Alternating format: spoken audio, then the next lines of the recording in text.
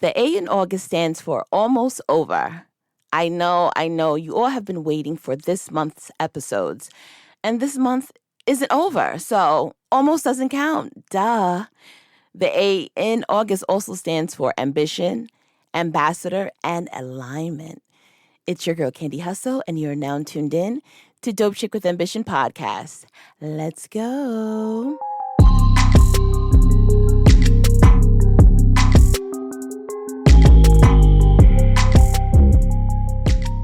So, OMG, y'all.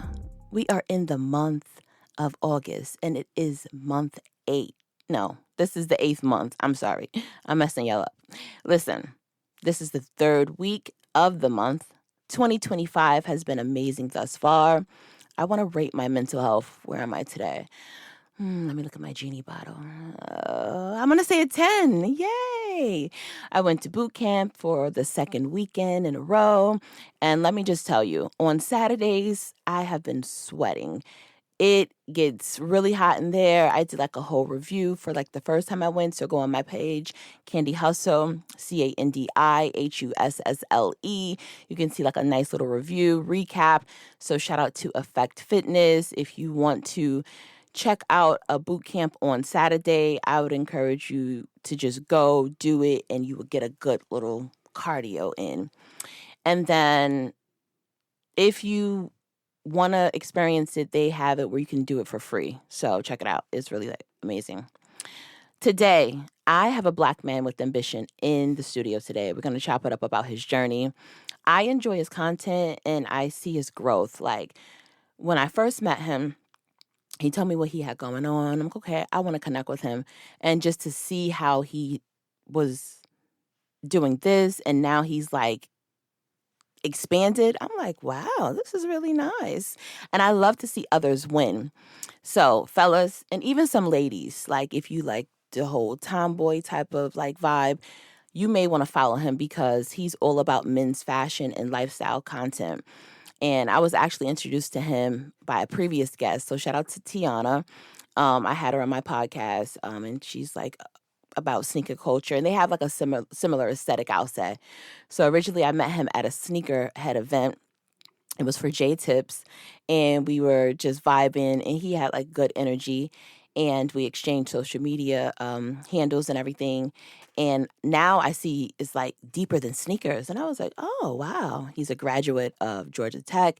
So go Jackets. He's a brand ambassador. And he's also a shooter. No, not that kind of shooter. No violence, guys. We keep the peace around here. I'm talking about a photographer. So he does great images. He captured great photos at different events and personal shots and everything. Like, he's really dope. So he does it all. Black man with ambition. I'm telling you, he's like super dope. Let's get into the episode. Hey, Taylor. Hey, thanks for having me on. It is a pleasure. I'm glad that you were able to come because you are a super busy man. Listen, Candy, when you called, I just said, you know what, let me push up. And we've been actually talking about this for a while. And when you told me about the podcast at first, when we met at the J Tips event, which shouts out to you for remembering where we first met. Because I feel like that's a step back in memory lane. That was J Tips' first shoe. Mm-hmm. Shouts out to J Tips, doing great things for the culture and with Saucony. Can't say enough about, talking about growth and a Black man with ambition. Certainly that. Amongst many that are in the space. But yeah, I always am supportive of platforms because I wanted to be that person that probably wasn't always given that opportunity. I don't say that I'm self-made, but I think that when I could be faithful to nothing else, I was faithful to the work. Right. So I think that when you really boil it down, that's how I got here. That's how I've expanded, and I hope to continue growing. So thank you for having me on the platform, and I'm excited for today's conversation. That was beautiful, definitely. I feel as though that I can identify those who have true passion and you're serious about your brand. So that's why I wanted to bring you on and share your journey with my listeners because what you're doing, it can inspire others. You see what I'm saying? Oh, so yeah. as long as they hear someone continue to go and they're growing, it can motivate them to do that as well with whatever space they're in. Exactly. You see what I'm saying? So Yes. see if they're in the medical field or, just wherever they are, they can apply those same type of steps that you are doing in your field. Exactly. Yep. So I do want to ask you, what inspired you to start creating content and creating your personal style? So, I mean, I think to really take it way, way back, I'm born in the 90s, 93. For those that know me or do know me, probably a fun fact that you don't know about me is that my Instagram handle, TaylorMadeGQ, so TaylorMadeGQ, is not actually my first name. Wow. My name is Teferi, which is Swahili. And my folks, like I said, grew up in the 90s, grew up in East Atlanta with my folks. And a lot of how I grew up was just around black culture. So I went to barbershops over near Zone 1. When I was younger, my pops used to take me out there. We used to read Jet magazines. So aside from the Jet Beauties of the week, I always just had a passion for just like getting fly. I always felt like self-expression through clothes is just, it's no better feeling. It's like when you go and you know you look good and your credentials are all together, it's like the best of both worlds. So I grew up reading Jet magazine. I grew up reading GQ magazines because those were the things that my dad used to have in the house. From there, I really just, it was natural to transition into sneakers. One of my favorite first early movies was definitely Space Jam. Just looking at the imagery of that, being able to, like I said, being born in 93, being able to see Jordan play during that time. Like I still remember, like I had an old 45, so the double nickel jersey was a champion old jersey that my pops had got. Most people don't even remember when he came back through Atlanta. I mean, outside of watching the Last Dance documentary, that due for capacity reasons, they had to put the actual game in the Georgia Dome. So a lot of people didn't know that, they had to take the turf up so that they could actually put the hardwood down on the court so they could actually play. So I think just the combination of that, growing up with sitcoms like A Different World, watching that, as I started to get a little bit older, obviously Fresh Prince, Martin, when you have shows like that where pop culture integrates itself with sneakers and fashion and everything else like that, is just inevitable that that sartorial expression is going to be a part of just what you want to do. So I think that's really where my affinity for getting fly really came from. It was just seeing black people that look like me, getting fly, being tastemakers, curators of culture, if you will, griots, people that could actually really, through just their own existence, just permeate flyness. I think that that in itself, to me, was just super cool, and I wanted to be a part of that. And I think as I started getting into sneakers and I started getting into finding my own style and figuring out what it was that I really wanted to do, I flourished. And, from then, it's always been just a hobby for me. I never got into this to get famous or to get recognition or accolades. It's like if nobody was watching, I think I just get fly just because I like to do it. Right. I like that you gave that moment of history as well. And because you mentioned your father, I want to ask you, who influenced your style growing up? Would you say mom, dad, or did you like crave your own lane?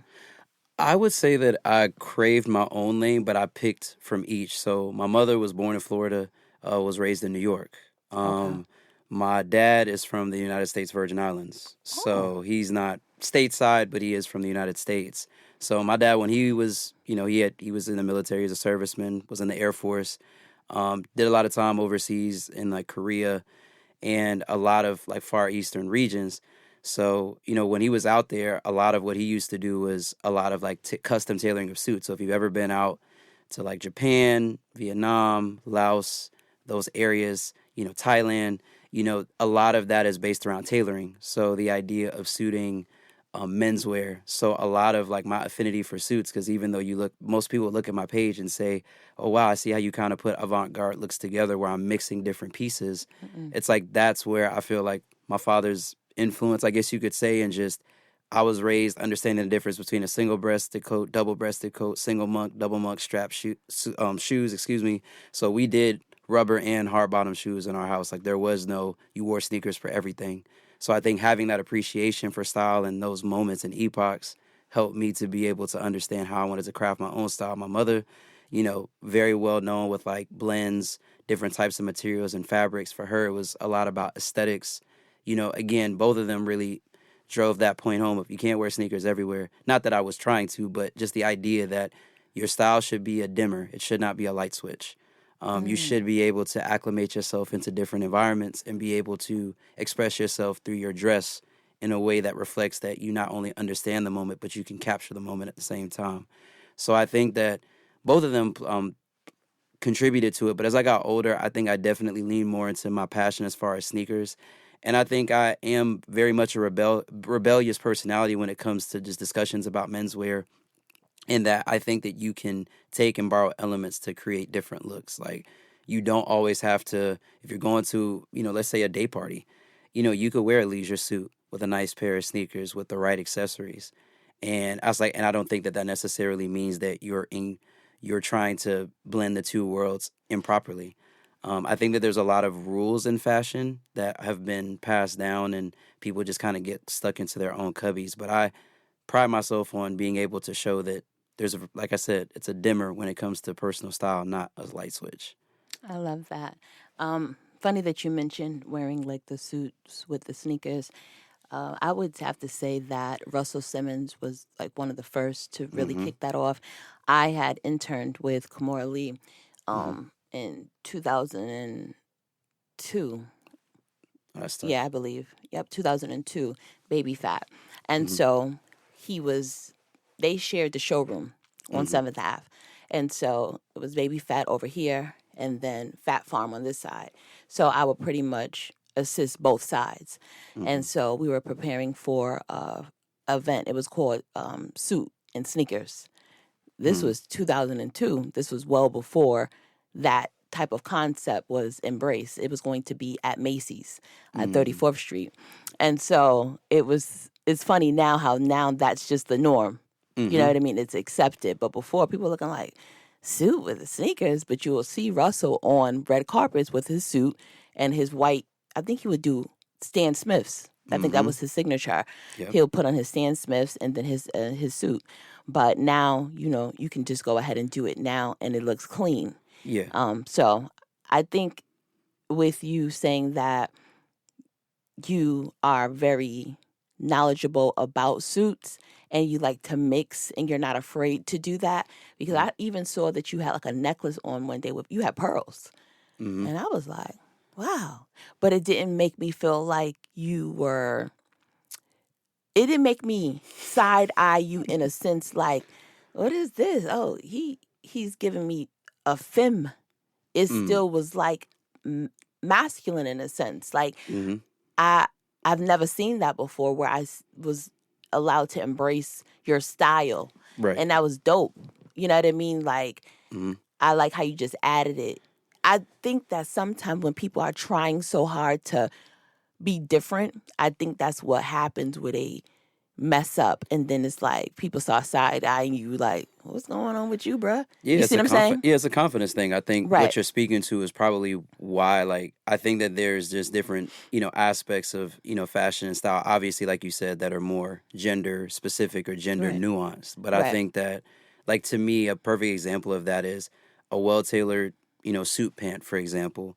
Obviously, when you're going into business environments, you're talking, your navies, your charcoal grays, very just strong power colors. We start getting into the greens, the browns, lighter pastels. Now, you're entering kind of into that leisure suit type of realm. And I think that one thing that I've really enjoyed is being able to take my knowledge of like tailoring and taking my knowledge of, hey, I like how these pants fit because I'm an athletic build.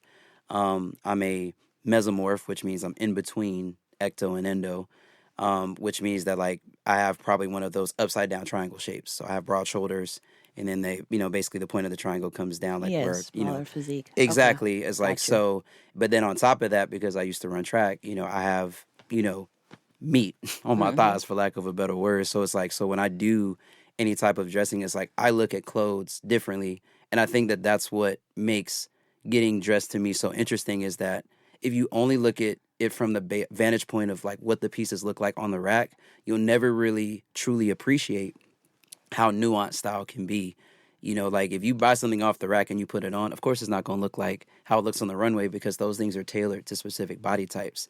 And I think that that's something that gets lost in translation, like these videos of what I order versus what I got.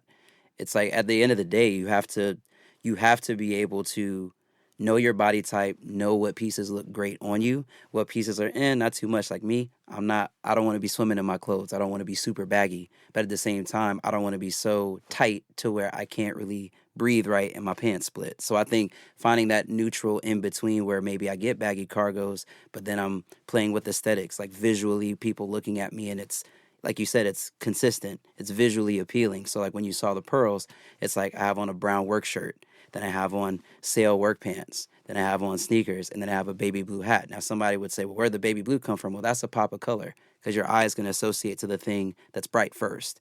And then as you go down, it's like, okay, wow, this is actually cohesive because that's a two-tone hat. Navy blue crown with a walnut visor. His shirt is walnut. He's got sale accents in it. The script on the hat is actually sale. So it's like through that, it's not just about matching and putting the things so close together to where I'm forcing you to see that it's matching. It's actually an ensemble. I like to think good outfits are like good orchestra. You can actually hear the sound and you can really appreciate each of the sections, whether it's woodwinds, brass, tubas, percussion. Well, tubas is technically brass, but you get the point. You know, you can hear each of these sections really contributing to the piece of music that's being told. So I think a cohesive outfit is like good music. You just sit and you can really appreciate it. So like I said, I could geek out about this stuff all day. I really do think that sartorial expression is probably one of the coolest places to create because your style shouldn't look like anyone else's. You can inspire and borrow creativity from others, but I like when people say, man, I would never have thought to put those things together. I feel like 9 times out of 10, that's probably one of the best compliments you can give me. 10 out of 10 if you tell me I'm fly out in public. That's, I mean, I'm going to play it cool, but in my mind, I'm just like, that's dope. I like the fact that you didn't see me get dressed, but you can give props. So I'm always happy about that. But I'm glad that you and I are having this discussion because a lot of people they don't get this deep, right? They don't get this, they don't really process it like that. They think I like going deep, right? And so people be like, it's not that serious. No, it is. Because your mind, the way you look at things, and we're going to segue into my next question. People may not know, but you have an engineer background, right? So that's also a reason why you may look at things the way you look at things. So I have to be careful the way I say stuff because if you say things in a particular manner, people will think you're a hater. Okay. You have to be very careful with this society these days. Gotcha. And this particular person. All right, boom. There's a difference, as you know, I'm just talking to my listeners, fashion and style. I'm a stylish person. I don't really care about fashion. Fashion to me are the labels, right? That's fashion. Once anybody gets a certain amount of money, you can get access to fashion. Okay. But style to me is you can go into a thrift store, you can go into Walmart, you can go into Costco's. Right. And you can pull and you can get fly, right? Exactly. Because like you said, I'm going to take this hat and take that color and I'll put this shirt with it. I'm going to bring this. I'm going to go and get this accessory. Voila. That's my style. Oh, you look fly. They don't know that this came from the Dollar Tree. They don't know this came from Publix. You don't. I piece it together. Right. However, some people can get a budget and now they have access to fashion. So now they can sit in the front row and they can talk fashion. And now they can talk cocky and say, you can't get like me. Well, no, I can't right now because you may have the new season of this high-end fashion house and they're going to be attracted to you because you have the label. But what's up with my look based upon how I styled it? What are you guys really here for? So my point is, Cardi, she has sampled the song that I'm not a fan of, the Imaginary Players. I've heard about it, yeah. I don't know if you heard it. I did, but I... Right. Okay. Thank you. So, to me, personally, again, this is no shade, but to me, she's not one of the fashion girls to me. She's now on a list because she has a stylist and she has a budget so that she can be on the front row to be able to sit amongst the fashion people. Mm-hmm. When I think of stylish, like fly girls immediately, like, yo, that bitch fly. I'm going to think of a Tiana Taylor. You see what I'm saying? Yes. I'm going to think of the stylish girls. Mm-hmm. Who were you before you got the budget? Right. If I went to your gram, did you give? No. And it's no shade, but we have to really be real. And that's what's wrong with social media. They don't keep it real with people to protect feelings, and I don't think that's fair. I think what you're speaking to is just, like you said, growth. Right. I think, like, and we get into this whole thing. I feel like sneaker Twitter does it. Any real space where it's like, you talked about music, right? So I could put it in a music sense. Like, if you found an artist that you knew on SoundCloud before they blew up, right? And they had a characteristic, unique sound, and then they become mainstream.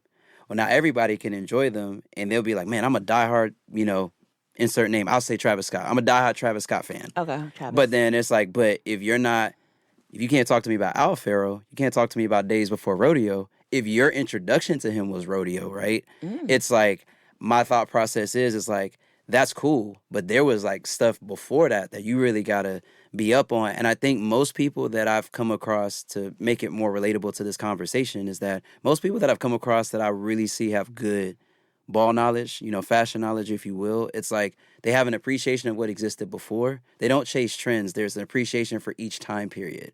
So, like, you have an appreciation for denim. You have an appreciation for workwear. You have an appreciation for vintage Rick Owens. Like, you didn't just jump on the wave when Ramones became popping. If you were a vintage guy and that was your lane and that's where you operated, you understand how to look at things. I mean, we have spots here in Atlanta, shouts out to Versus ATL, like, guys that really live and do this. Like, in addition to that, we have other people that are knowledgeable. I mean, you obviously got to talk about, other stores that appeal to certain demographics in certain markets. So you have guys that are really into that Balenciaga, high fashion, Chanel, Louis Vuitton, Gucci, Bode, anything like that. And they appeal to them. I don't think there's anything wrong with that necessarily. Yeah, there's nothing wrong with you being a luxury person, but that's your aesthetic. Mm-hmm. But I feel as though that if you weren't stylish, and then you got a budget, mm-hmm. and then you have access to it now, mm-hmm. do you feel as though that there is a difference? Meaning that Cardi, was she ever on your radar as a fashion person?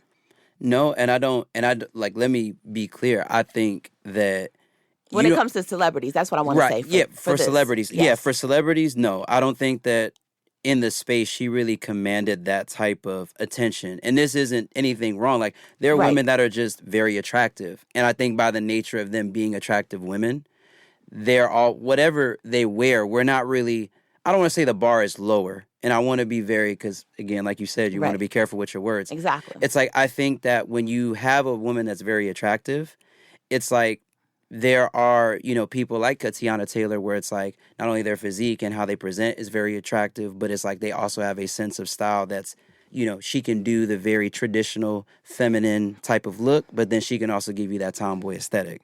I think that at the same time, there are other women out there that don't really dabble in that, but they're just really good at that traditional female aesthetic and they put their own twist on it.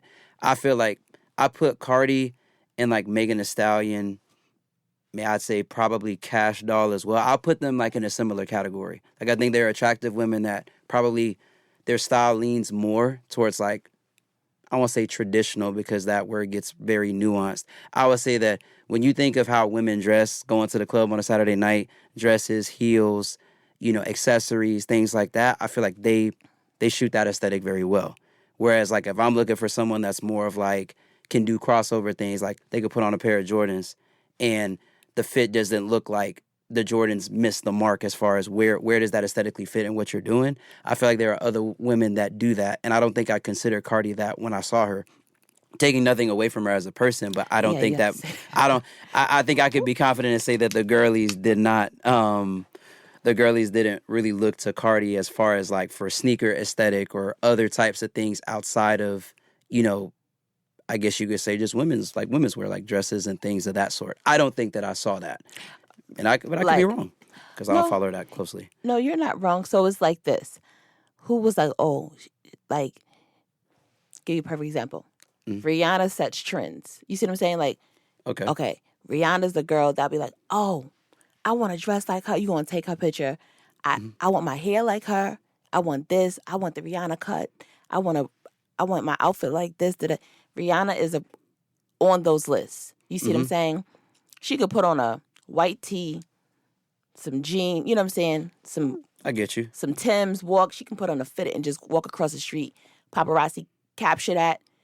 What was Rihanna wearing? It'll just be, she just has a natural style. Right. No stylist. She doesn't necessarily need.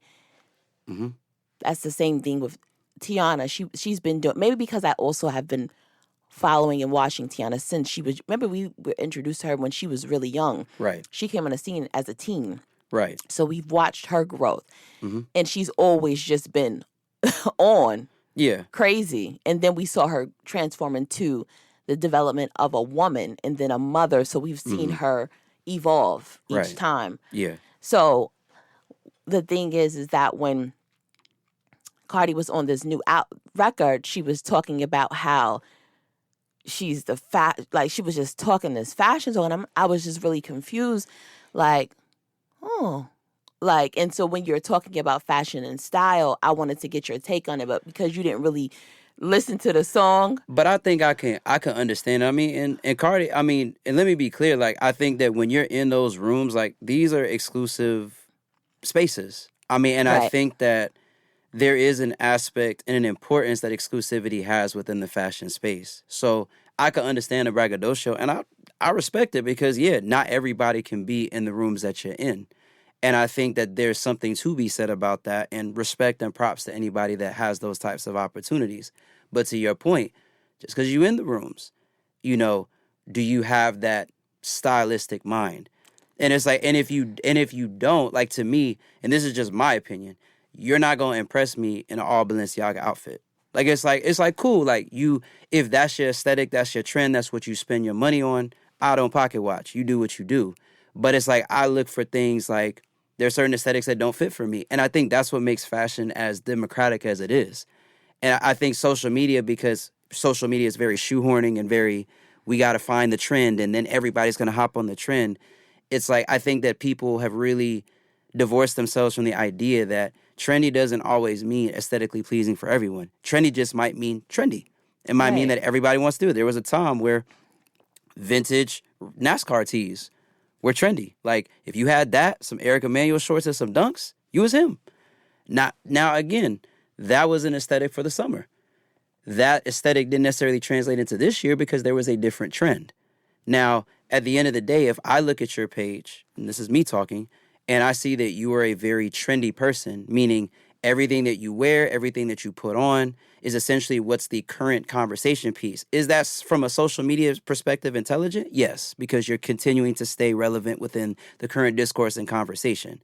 What makes you, to me, dope in my mind or cool in my mind is if you could take something that's not the current topic, make it look fly, and have people say, yo, I really like how you put that together. Where'd you get that piece from? Where you get that piece from? Exactly. And that's where I think the exclusivity versus are you an intrinsically stylistic person, that's where that conversation really goes. And I agree with you. I think there's some people that equate the amount of money I spend on clothes to be how fashionable I am.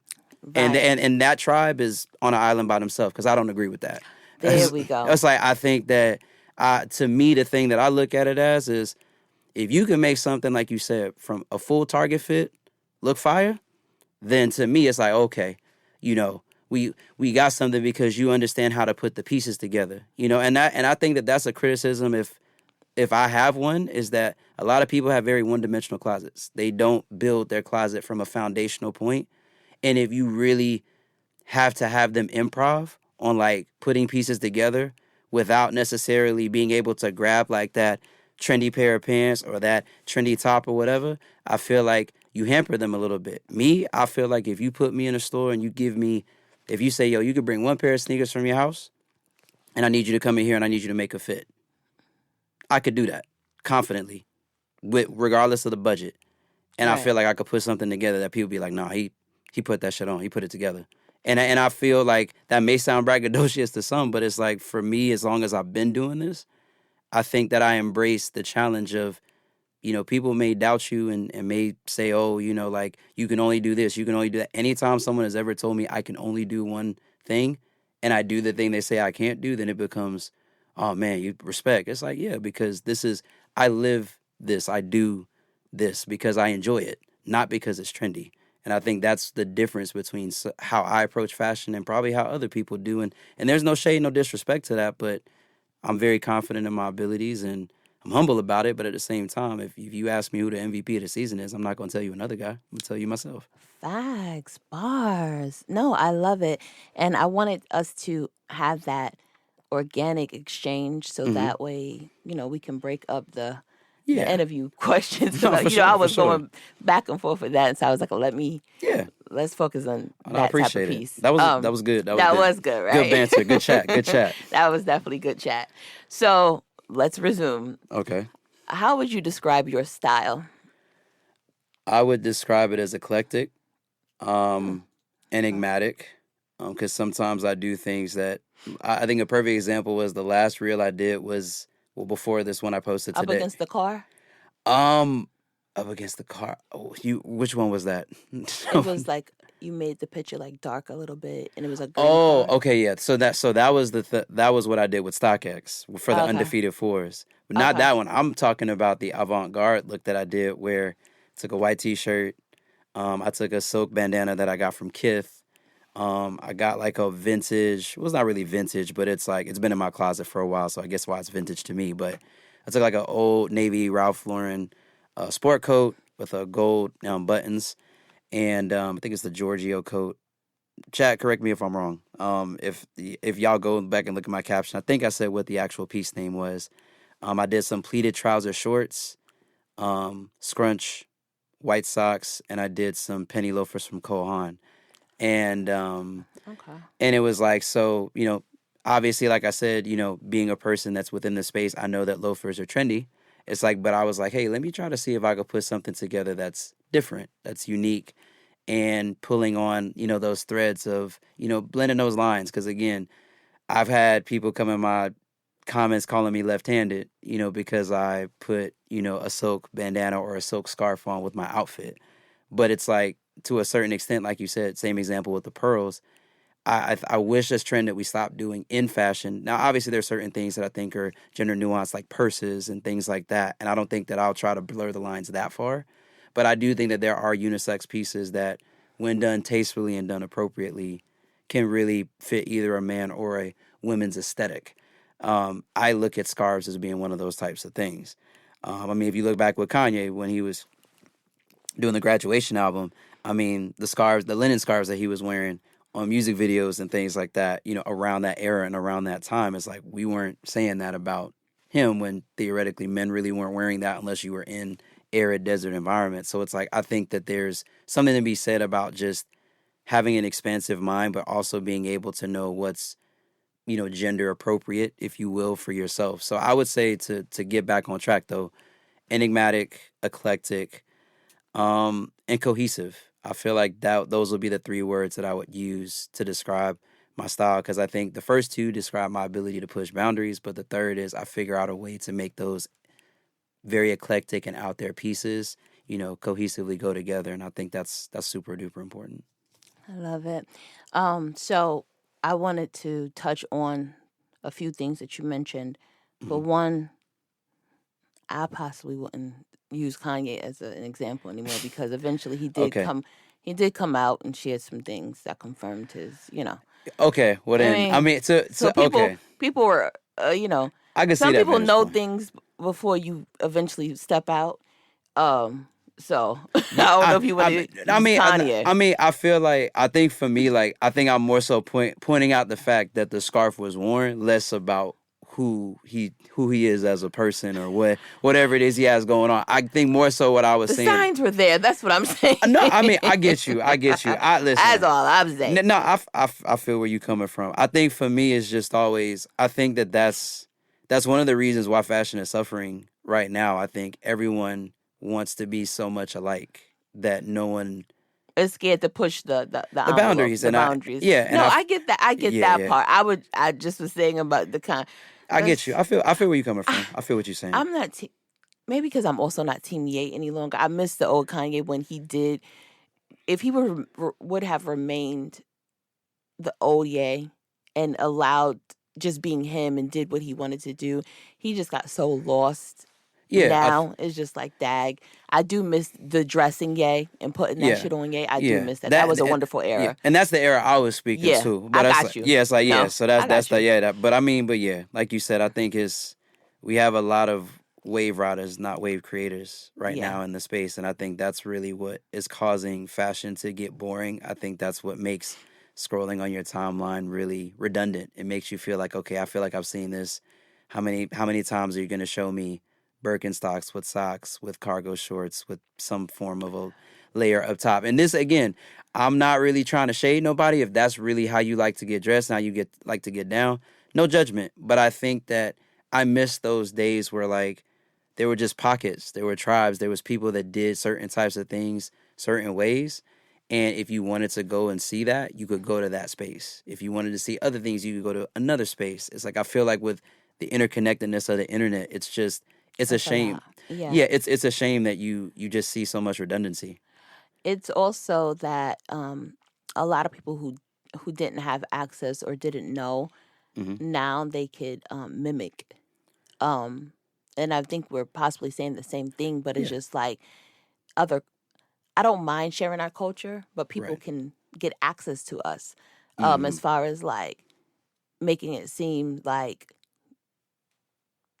they are setting the trends. And it's like, no, we create the vibes. Like we control this. And it's like all of a sudden they'll get the millions of the views and they become the leader of it.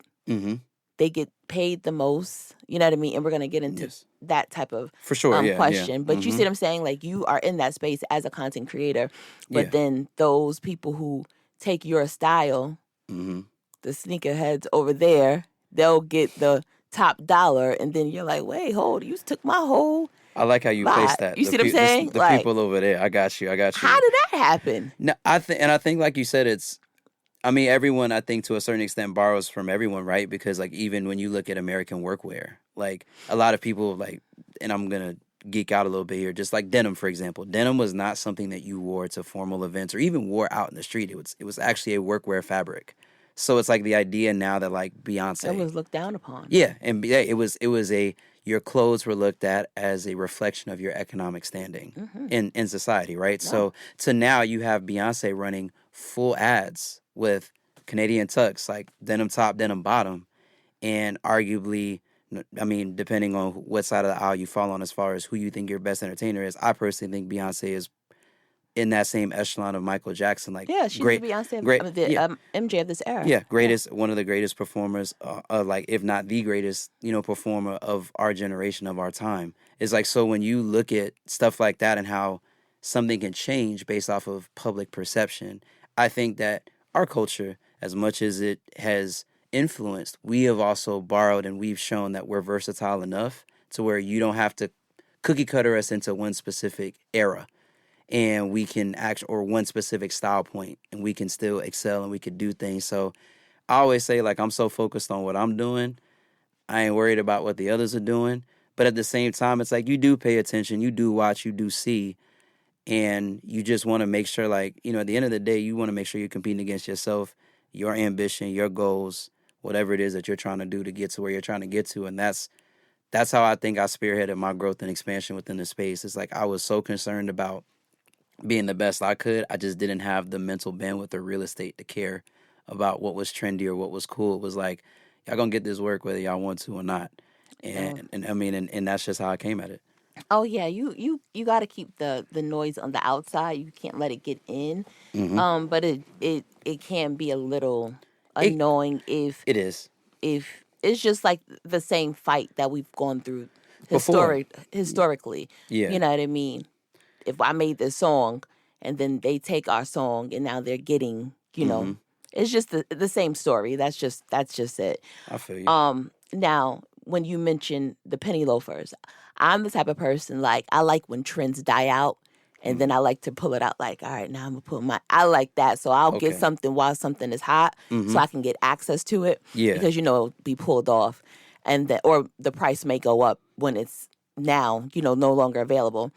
And then I'll pull mine out after everybody's worn it, died down, nobody's thinking about it, and I'll pull it out like, hey, guys. And they're like, You remember oh, these? remember these? Yeah. And they're like, I got those. I'm like, well, they're not available anymore.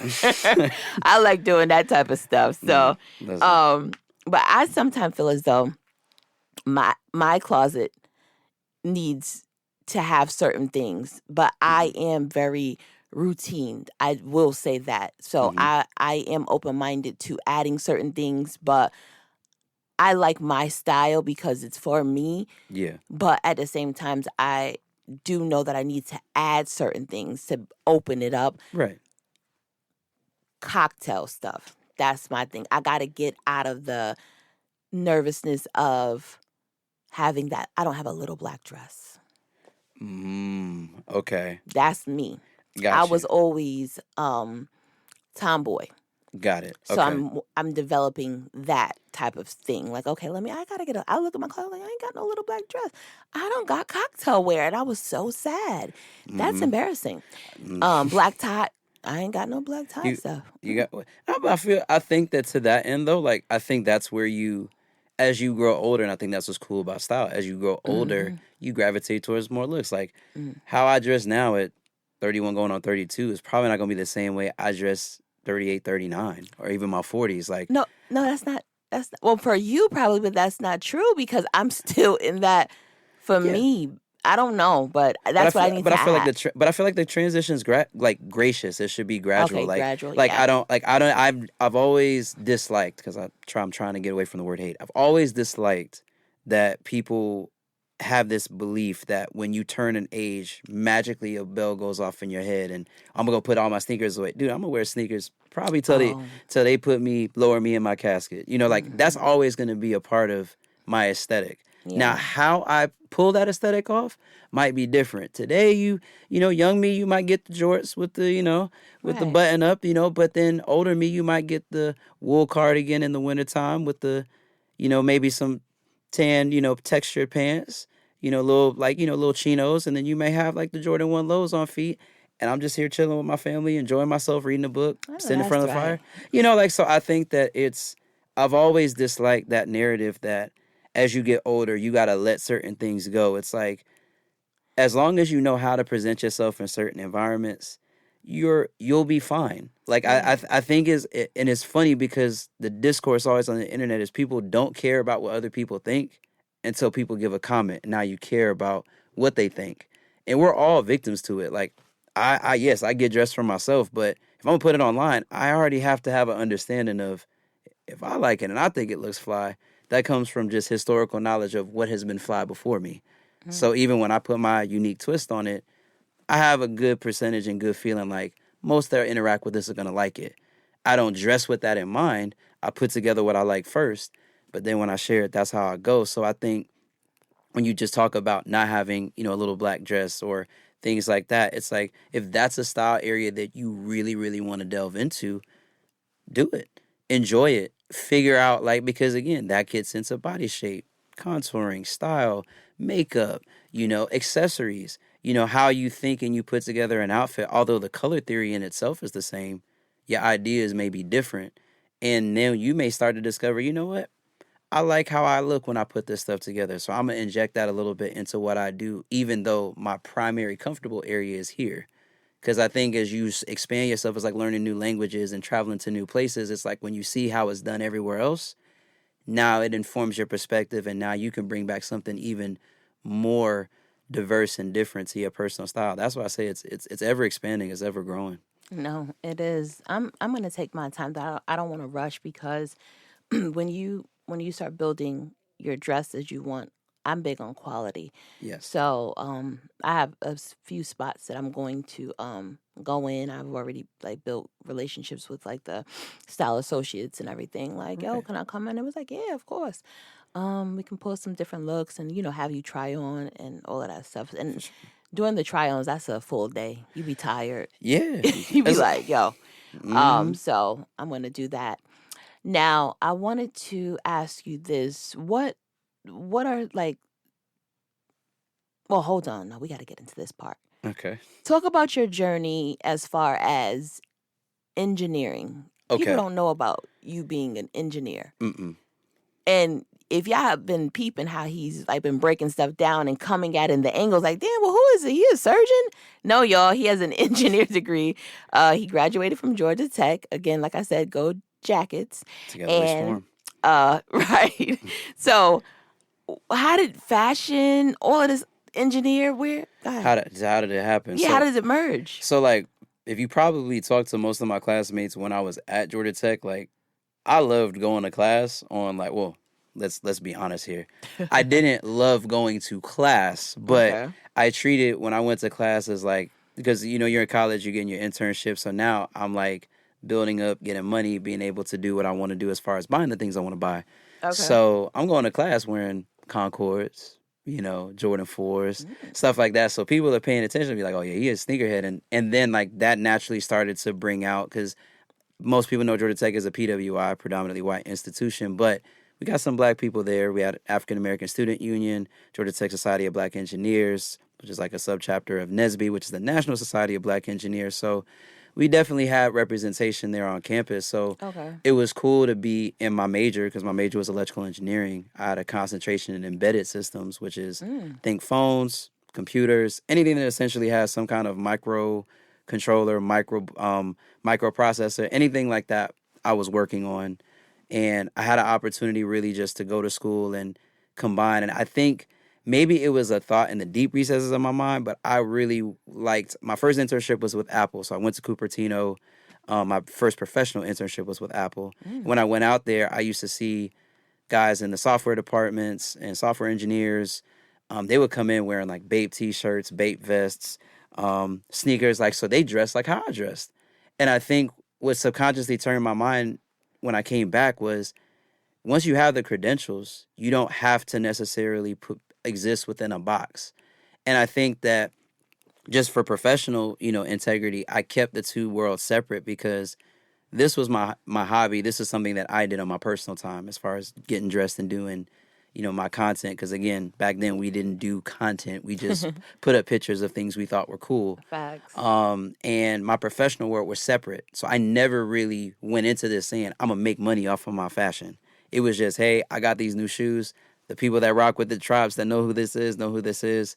It was cool because I got that sense of community from ATATF. Shouts out to KO and them here in Atlanta. So, like, I had that. My cup was full over there. School was different. So, like my second year, we were doing this class. It's called Digital Signals Processing. So, it's basically just explaining how computers, break down, filter, mask, layer information. And one of my recitation leaders, who was a TA, was like, hey, y'all know this is how digital cameras work. Now, I use a digital camera every weekend to shoot my stuff. But now I found a place where what I was learning in school actually correlated to what I was doing outside. Okay. So, like, during the course of me being in that class, really started to learn just more about cameras, how they work, how they function.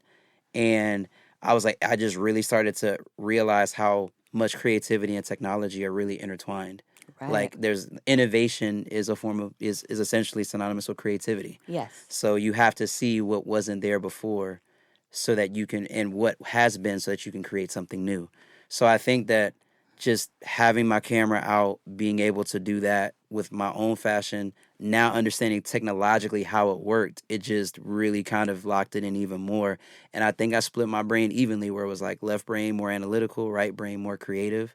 And as I started to continue to do it and started to continue to grow, I built a name for myself on the campus just through the grapevine of, yo, Tef really be, coming to class looking tough. Like, he really be having it on. And I think now when people see me where I am, I just met a classmate of mine when I was at Wish not more than a couple of days ago. And he said, man, you were always fly with it. It's like, so it's really cool to see how you've used not only your education, because I have to understand contracts, I got to understand pitching, I have to understand maintenance of a brand, so brand awareness, situational awareness, operating in spaces, being able to know how to talk effectively, get my point across, but not be too too much cowbell. You know what I'm saying? It's like you have to be able to understand how to do all those things. I really credit my professional education with being able to, or my engineering education with allow me to break things down methodically, so that then when I go into meetings and now I'm talking to whether it's StockX or Hat Club or whoever, like immediately what captures them is he's like very articulate, well spoken. He's also really creative. He has a finger on the pulse of the culture. Like, this is an asset. And when you understand how companies treat assets, then you understand how you create value long standing beyond just whatever the initial assignment is. So I think that approach has allowed me to look at this space as not just a business, but also I get to profiteer off of something that I genuinely enjoy and I genuinely like. And it's opened doors. I've been to courtside to games, in suites. It's crazy how much building really authentic and genuine relationships and how my education has really allowed me to afford the things that I like, but then also to stay focused on continuing to expand my platform and grow. I love it. It just reminds me of what I always say, like, well, two things, like knowledge is power, but applied knowledge is powerful. So everything that you are obtaining, like you're applying it. And then your education, I believe in higher education, right? Yes. I don't know about, and I'm not downplaying it right now. If you're on your way to college, go that route. But during this administration, it's a little shaky, right? If you can get scholarships, get those scholarships.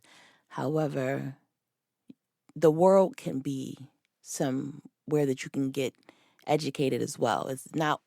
There's not always one way to obtain knowledge, right? Or get educated. So don't ever think that you have to go, to college. You can go to trade school as well. Don't X that out.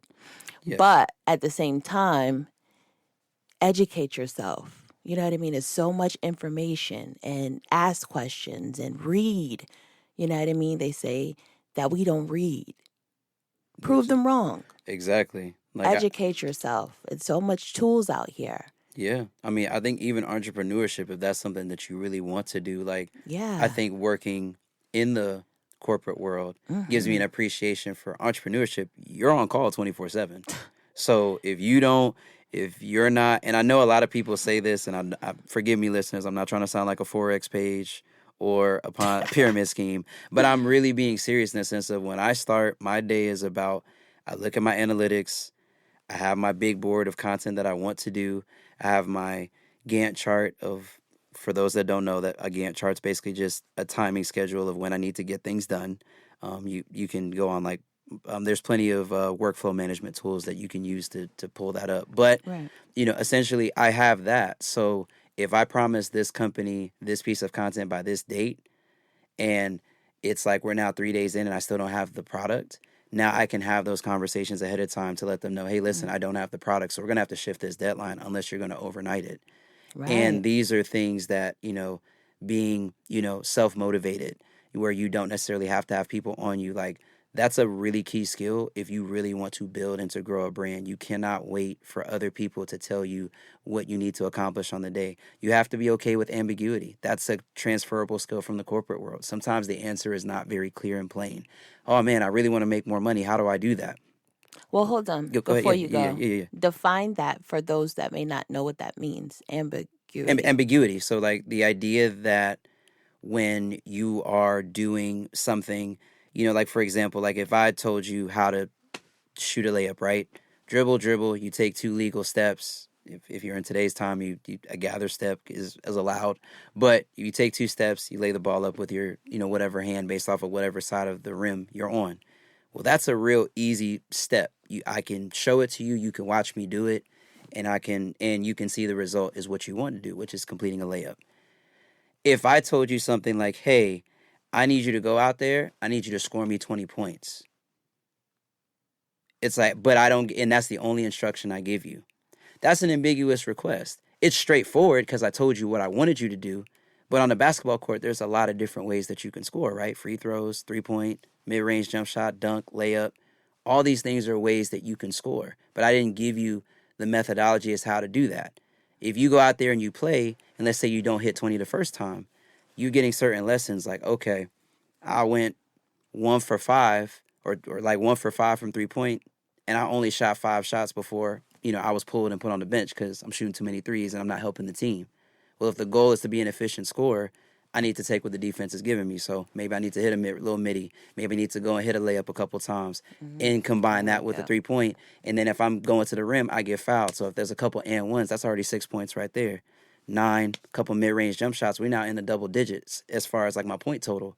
So the ambiguity is I gave you a request and I didn't tell you how to execute it. That's entrepreneurship every single day. You're figuring it out. You have different plays. Yeah, you got to figure out different ways to be able to market yourself. Exactly. So if you say, listen, a month I want to make 10 bands. Okay, well, how are you going to do that? Do you have residual streams of income? Like passive streams of income where just you doing routine things and not having to step outside of yourself, can that come in? So I think that those are the types of things that, because I worked in the corporate world and I was used to dealing with ambiguity, used to people giving me tasks, and I had to put the legwork in to figure out how to make it happen. That's really, it's, you can have all the ambition in the world, but if you don't have a work ethic or a faithfulness to the work to be able to say, okay, this is the goal and these are the mini goals I'm going to set to hit the big goal, then you just really talking. And I feel like, not famous Jay-Z bar. One of my favorite bars from Jay-Z is off of, or one of many, is he said, folks be skipping leg day just to run a mouth. It's like, to me, I think at a certain point, you have to put the work in and let the work speak. I think one of the reasons why, if I could be so bold, as to why I think you respected me is because I didn't come up to you saying, yo, I'm going to do this. I'm going to be the greatest person ever. I just told you, these are my plans. This is where I'm going to hit. And over time, you saw the growth. So the work spoke louder than I ever could speak. And I think that we've gotten away from that. Don't get me wrong. Like, my young ones out there, like, believe in yourself. Beat your chest. Say that you believe in yourself. All of those things are equally as important. But when other people are telling you how great you are, and in rooms, and they're taking care of your name in rooms you're not even in, that's when you got motion for real. Exactly. And when you're, like he says, it just boils down to doing the work. You don't want to be a talker. You have to be a walker. It's about action. So with all of that, all of that you just said, which was truly amazing, and you just confirmed some things, I believe, you are a full-time entrepreneur. You're no longer with corporate? No, I was like, so I'm still like, so right now I balance it. So I do have like, I'm like pivoting right now where I'm actually trying to find a role that I think allows me to combine like what I do creatively with like my engineering degree. So work 10 years, in the working world, still, trying to utilize my degree to the best way possible. But I think just with the expansiveness of my platform and as things have kind of gone up, it's definitely given me pause to say, am I in the right space? And is this really the space I need to be 100% of the time? But I think that with anything, it's like we're adults, and part of adulting is understanding like nothing beats a full-time job with benefits. Nothing beats though. Like I always hate the discussions of, oh, I need an entrepreneur, not a 9-to-5 guy. It's like when you really are out here working and you understand what being an adult is and all of it being on you and not having to, hold on to a banister, so to speak, of support, you understand like when you have kids, like they need health insurance. When you have a house, you got to insure that house. You got to insure that car. You have to do things. And it's not to say that one or the other can't provide that, but it's like if you have the ability to do both, whatever money you're making on the side is money that you could really stash and you could put away. And that's initially where I started really looking at it from. It's like if I'm making good money on an engineering salary and I'm really good at this and I have the free time on the weekends to devote to it, why not do both? Right. And I think that that's what's set me into that position. So when people see me saying, oh, wow, I see you like posting almost every day. Well, I'm batch creating on the weekends. So when the week does come, I don't always necessarily have to be recording something in the moment unless it's for like a last minute gig that I'm getting paid for or something else like that. So I think I built systems from an engineering perspective, I built systems that allow me to still stay stable, maintain, and do what I need to do as I'm trying to pivot and move into what I would like to see be the next thing for me after, you know, you know, after like rolling into like my mid to late 30s and early 40s. Okay, that's fair. So you're a workpreneur. So you're like myself. Yeah. I'm a 9 to 5 girly. Like you said, those benefits are amazing, and you need them because insurance, health benefits, bonuses, all of that stuff matters, and people don't realize it. And I do not like the shaming of a 9 to 5 because that doesn't make any sense. When you really look at all of the things that I just listed and you listed before, and a lot of times it seems like I even have this discussion with guys, older guys, when they just be like, "Yeah, I want me a younger girl," because I'm in the middle of that discussion. I'm 42, and then I'll hear guys either my age or older. They'll be going in on us women in my age group, like, "Yeah, give me a young tender," and the young tenders are looking like, "Where the bag at?" And the bag that they want is not attached to the 9 to 5ers. They want the CEOs or the entrepreneurs with these large, extravagant bags. And how you just said it was like, that's just not, And it's you know this, what I mean? So how do you feel about that? Like, I feel like it's aesthetic. I think that what the younger ladies are probably, I guess you could say, romanticizing is, yeah, like you look at all of that stuff. Like I'm a person that believes like whatever you see on the internet ain't 100% true. Because especially Instagram. yeah, it's like, I mean, Instagram is everyone's highlight reel, even Right. mine. You know, I'm Right. not gonna tell people the crappy stuff that goes on in my life for someone to say, "Oh, he's really one of us." Like, no, I'm one of y'all. I don't necessarily have to share every negative pitfall or setback that I have, but I think I'm just transparent and authentic in who I am, which is what attracted and has grown my platform. But I think to put it, more poignantly, I think that like if you coming into a situation thinking, yo, where's the bag at? Like there's entrepreneurs out there that's over there, like that are like literally they might have that might be their Airbnb rental.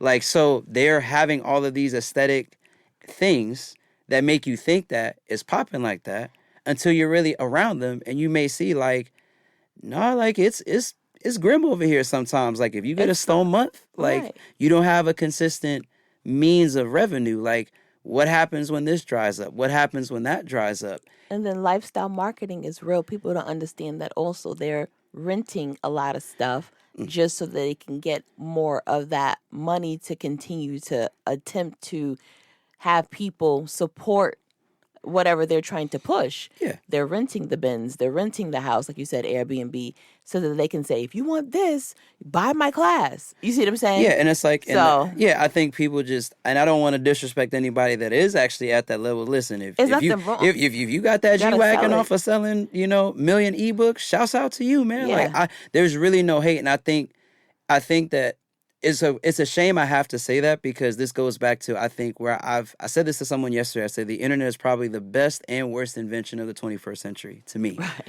I think that like we're so perturbed about not saying something to offend someone that when we need to be honest and we need to be true We have about to put the certain things, disclaimer. we got to put a disclaimer like, listen, I'm not hating because in my mind, I'm like, I knew that I wasn't hating with that statement. So why did I feel the need to say that? I felt the need to say that because there's going to be someone somewhere that hears this and is thinking like, oh, he a hater. Like, oh, so because you don't got a, cobblestone gated driveway that, somebody else can have it. No, I'm saying two things can be true at the same time. There could be that guy over there, but it also could be that dude that's using it to sell his ebook. And because you bought his ebook, he about to have the cobblestone driveway with the G-Wagon, Right. So it's aesthetics, it's appearances. But no, I think for me, the biggest thing is that authenticity always wins out.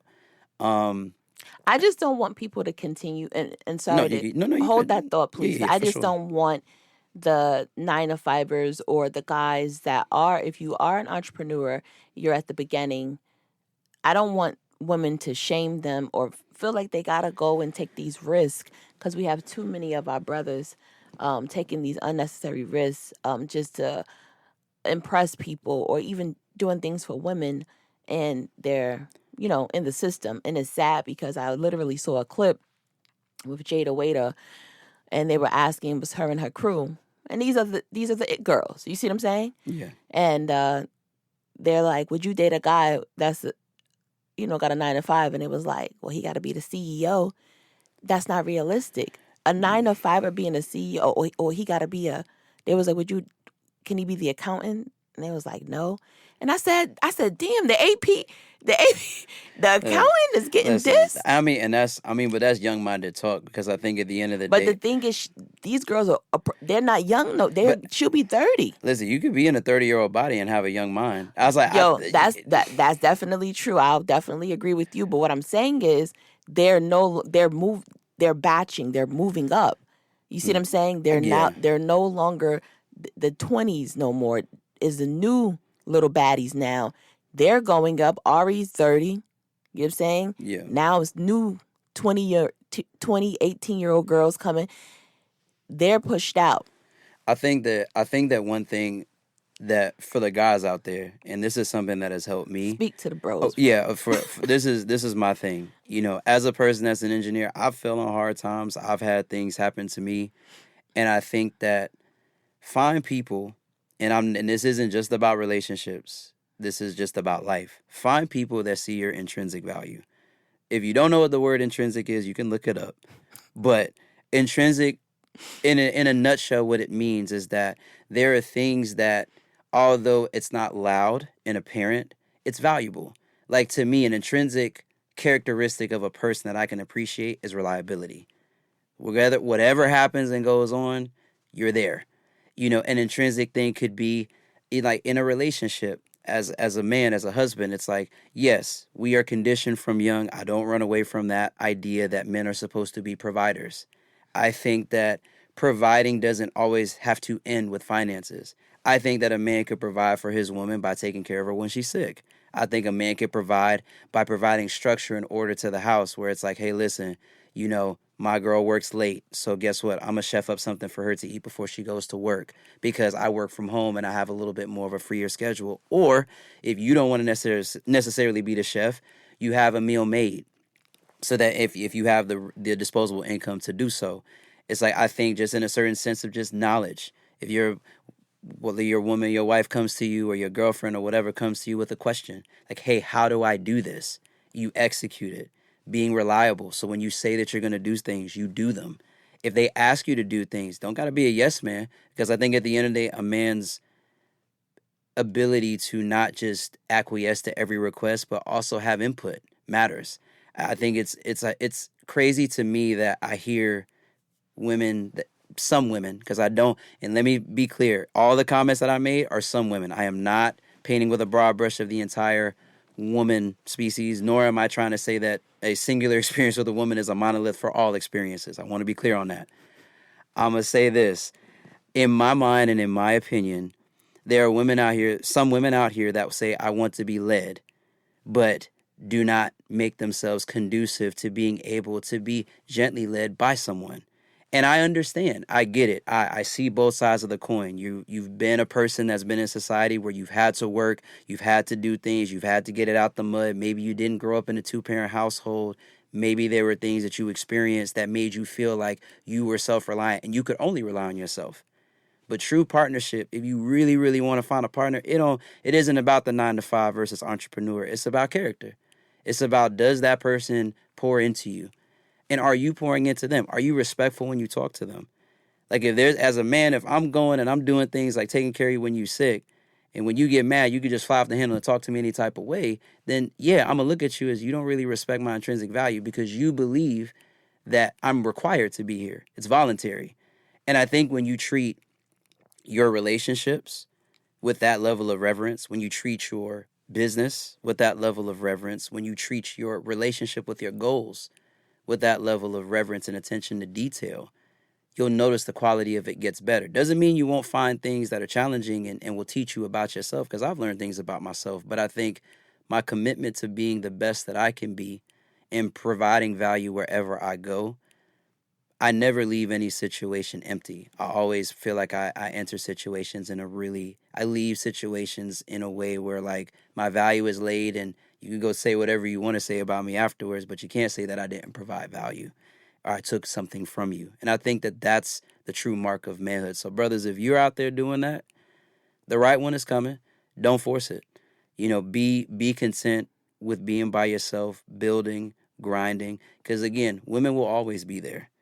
But your relationship with your goals has to be a priority so that when she does come into the picture, you have a structure that you could say, hey, listen, this is what I'm doing. I'm going to do this. I'm going to do that. This is how we can leverage your resources, and this is how we could go. And again, it's a two-way street. You could have a vision, but you have to have somebody that's willing to partner with you and is willing to be led in those areas where they might not necessarily be as strong. And it's going to be an inconvenient truth for some of the women listening here, but you might not be as leadable as you think that you are. And that might be some of the reasons why you're going and dealing with some of the issues that you're dealing with. But we're all growing. We're all works in progress. And I wish nothing but growth and continued advancement for both black men and black women. I think we get too much into this whole back and forth thing, gender wars, red table topics. It's like, listen, do what works for you. Grow, learn, try to be a better person at the end of the day. And if you're doing those things, life is going to life, and you're going to get where you're supposed to be. I let you cook. I wanted to let you cook. No, but I'm a save my comments for another episode. But I let you cook. That was very wonderful. I appreciate it. I don't like being on that whole is men versus women type of time. I think we all contribute to situations, whether we want to acknowledge it out loud or not. So if something doesn't work, look at the part that you played in it, figure out. And like I said, this is not just, I guess, applicable to relationships. It's applicable to anything. Right. If something doesn't work, look at the part you played in it, understand that you got some growing to do in the areas you got to do it. And then when you're confronted with the next situation, do better, be better. That's all any of us can do. Do better, be better. Mm-hmm. Now, you've worked with major brands like Hat Club, Sprite, Nova Men, and One Music Fest. How did these opportunities come about? So it's funny. Sprite was probably my largest gig before I started working with, I worked with Unilever, so Axe. So Unilever is the company that it like owns Axe. But Axe the body spray. Axe the body spray, yeah. Okay, so that was something that I did last year. So Sprite was 2 years ago. Okay. And 2 years ago, Sprite had a stage for One Music Fest. And I remember I got an email, and ladies and gentlemen, it's always important to check your email, clear out your inbox and your spam folders. Oh my God, that's spam. I miss opportunities in that spam. Listen, raffle wins go in there, job opportunities go in there. Check your spam folder, y'all, please. Check your spam. So I got approached by an agency, and that's how they reached out to me initially. And a lot of my gigs that I've had have happened that way. Just looking through my email, seeing something, trying to vet it, say, does this look legit? And I'm not going to lie to you, when I saw it, it did not look legitimate, so I wasn't going to respond to it. But I said, you know what? If they start asking me for weird information, then I'm going to back out. And it was the greatest decision I ever made, because I ended up being a fashion correspondent for Sprite at One Music Fest. They had their tribute to hip-hop on that stage. So DJ Drama and Friends, DJ Greg Street was on that stage during the 2 days. Person, I got a +1 ticket, so the person I was with at the time got to be able to go to both days for free. Yes, that's fun. And then, but yeah, it was a really, really good opportunity, really good experience. And it stretched me. I had never really done hosting like that. So the idea of having to walk up to random people at a music festival because I like their outfit. But like I said, this conversation is real easy because I feel like we vibe similarly. Like my charisma kind of carried those interactions. So I could say like, man, I like that fit. Like, talk to me about it. And even the funny fits that were like, there was a dude I think that was dressed as like a full hot dog or something out there. Get out. And it was just like for comic relief, like how can you not interview that guy? But it was like, the experience was great. I loved working with the team. Since then, I've continued the relationship with Sprite. They follow me on Instagram. Like, we talk almost like homies, like in the comments sometimes. So it's like, but I think that again goes to showing, building and maintaining really, really good relationships. StockX thing similarly came to me, and at first I really, really wanted to work with them, and I hope they hear this. So like the funny thing about StockX, I actually wrote the team. There was a marketing email like way back, and I was just, not really, I had some traction, but I wasn't here where I think I'm at yet, where I had like that weight and, previous work history. So I sent an email. I was like, hey, I introduced myself, said where I'm located, put like my metrics in the email. And man, I thought I was doing something. They sent me back an email. They're just like, oh, that's great. If we feel there's a fit, we'll get back to you. Needless to say, nobody got back to me. But what that taught me was stay down, keep grinding, because then when the time was right, they emailed me and they said, hey, we'd like for you to consider being a part of our ambassador program. Wow. And since that interaction, I've done stuff for their midweek heat program. We've done 2 or 3 now different styling series. I just did some work for them last month for the Rare Air 4s and the Aqua 8s. Really made it into like a really long-term partnership. But if I had given up that first time I emailed and nobody said anything, I'm not sitting here and we're not having this conversation. The Hat Club one, which has been my longest running ambassadorship, how that flourished was crazy. I mean, shouts out to Manolo. And I say this not to be funny, but to be serious.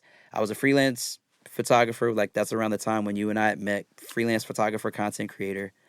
And Manolo had gotten the playoff 12s from Jordan Brand directly. They had seeded them to him. And he was doing some work with lids at the time. So I took these pictures. He put them up in ATATF. They went crazy. Everybody was like, oh my God, those pictures are dope. Who took those? And that got me in the door with lids. So I'm doing work with them. I'm talking with them. They're sending me seeded packages, the whole 9. So I'm enjoying that, working with people, built some really good connections over there. Just because, like I said, I'm try to be authentic in everything I do. I had my eye on Hat Club for a while because I loved the brand. Loved it. Kind of really started getting more ingratiated into the community because obviously on the East Coast, their presence is in New York for the store that's over off of Broadway and Bond Street. And this was before they had opened the store in LA. So I'm like, watching lives from Rushmore to everybody else. And I'm like, man, I really like to work with them too. And I did that for like the rest of the year. And then I got an email that said, hey, we love to kind of talk to you about like possibly doing some work for us as an ambassador. And from that point, starting that conversation, I remember they said, oh, we thought you were like locked in with lids. I was like, no, I do freelance work. But because the work I was doing was high quality and really professional and lids was using it, which was, that's what I wanted. I wanted more exposure. I wanted people to see what I was capable of. They were like, that's why we kind of, were like, I don't know. But when it ended up coming out, they're like, hey, like we want to work with you. I concluded the business I had with lids. We talked, we spoke, and then I let them know what I was going to do because I felt like that was a professional thing because they are competitors in the space. And when that happened, I signed over. And I still got, people that I'm cool with over there, just respect because of just how I conducted myself and how that situation went.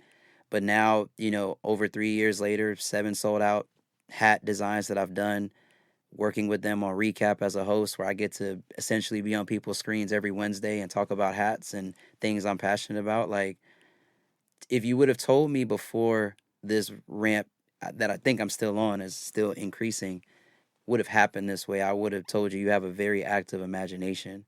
But to sit here and to really be just grateful. I always say that, gratitude has to be your attitude. I mean, I'm probably one of the hardest people on myself of anyone because I always want to do more. I want to be better. But I think lately I've really just been able to be more grateful and appreciate all the opportunities, the connections I've made, the people that have been willing to go out on a limb for me and to do things. And truth be told, it's nothing like it. I think I really felt it the most recently when I went to the suite game for the Atlanta United. And I'm just there thinking, man, I'm in a suite. This is awesome. And they come out with a gift bag and it's a personalized jersey, my second personalized jersey from the team. Wow. With my IG handle on the back. And oh, that's fire. And it was like, I had to hold it together because I really felt like crying because at that moment, it was like, I felt like, grew up, middle class family. I'm not gonna sit here and try to make it seem like life for me was like so hard and so difficult. Like I grew up in the trenches and nothing, but I had 2 parents that really wanted the best for me. And I think that as I've grown up, being born and raised from Atlanta, we're not really put on the map all the time for fashion. We're always classified as a trendy city. So to have that ability to garner respect from people from New York, people out west, people, in the South, and, people being able to really say, yo, I respect what you do, and people dapping you up, and your own home professional teams are putting on for you, like, and really wanting to show you, like, how much they appreciate you and think you're contributing to the value of the city from a social media and just a community perspective. It's like you can't help but be grateful for those moments. And that's why it's like, if you hear me ever pop my stuff anytime, just understand that I've been quiet and been humble for a very long time about just myself and where I see myself within the space. Still hungry. I still feel like there's more goals I got to hit and things I'm working actively towards. But, I'm grateful first. But if you ask me, who do I think is MVP, I'm going to tell you me every time, 100% of the time, and not flinch in saying it. So I think, like, that's really been the journey. And I think the greatest part about it is I don't feel like the journey's over. So I'm looking forward to just continuing to grind and continuing to elevate every single time. Right. That was beautiful. You pretty much hit a lot of my questions already. So My you bad. are on point. That's one thing about you. You be on point. I try to be. So we're going to get into the space that some people don't really like to be, vulnerable about. Uh-oh. And that's sometimes like mental health. Okay. And my black men Sure. sometimes don't like to sit on that sofa. And I think that you guys should Okay. talk about how you're doing. How are you? I want to ask you really quick. Rate your mental health for me today from 1 to 10. How are you feeling today? Be honest. I would say if I'm not that I'm never not honest, but I would say lately it's been like teetering between like 7.5, and it's because I'm very transparent about the things I want to be transparent about. Mm-hmm. I'm not a traditional influencer. I don't go on my page telling you what I ate, what I drank. No shade again to those that do that. I'm very protective of my personal life because I feel like to a certain extent, I chose to be a public figure. I chose to be in this space and show up. Everyone that necessarily comes around me may not necessarily feel comfortable doing that. When I graduated from college, probably a year after that, my mother actually was diagnosed with AML, so leukemia. Mm. I was her stem cell donor, Wow. which was the thing that actually allowed her to maintain her remission. Okay. She came down with breast cancer shortly thereafter, like maybe a year or two after. Or actually, no, it was right around her anniversary because leukemia is not really cured in the same way that other cancers are cured. They typically say 5 years of non-symptomatic, relapsing or regression. They'll say, hey, you're good. She ended up, having cancer metastasize in her breast. I just actually within the last couple of weeks got done helping her recover, from surgery for her breast reconstruction. And one of the things that I'm an only child, so I'm my mother and my father's only child. Okay. So when you talk about just weight, the weight of expectation, the weight of being a 25 or a 20 something, and you're having to walk down the hallway with your mother and she can't walk but 2 steps without feeling like she's going to collapse, because that's what leukemia does. It's pretty bad. It creates exhaustion. It creates a lot of different things. You're having to watch a person go through full body induction and radiation. And then at a certain point, it's like everybody's like, yeah, you're a stem cell donor. That's awesome. But when they told me about that process, like, they had to kill her immune system so she could have my immune system.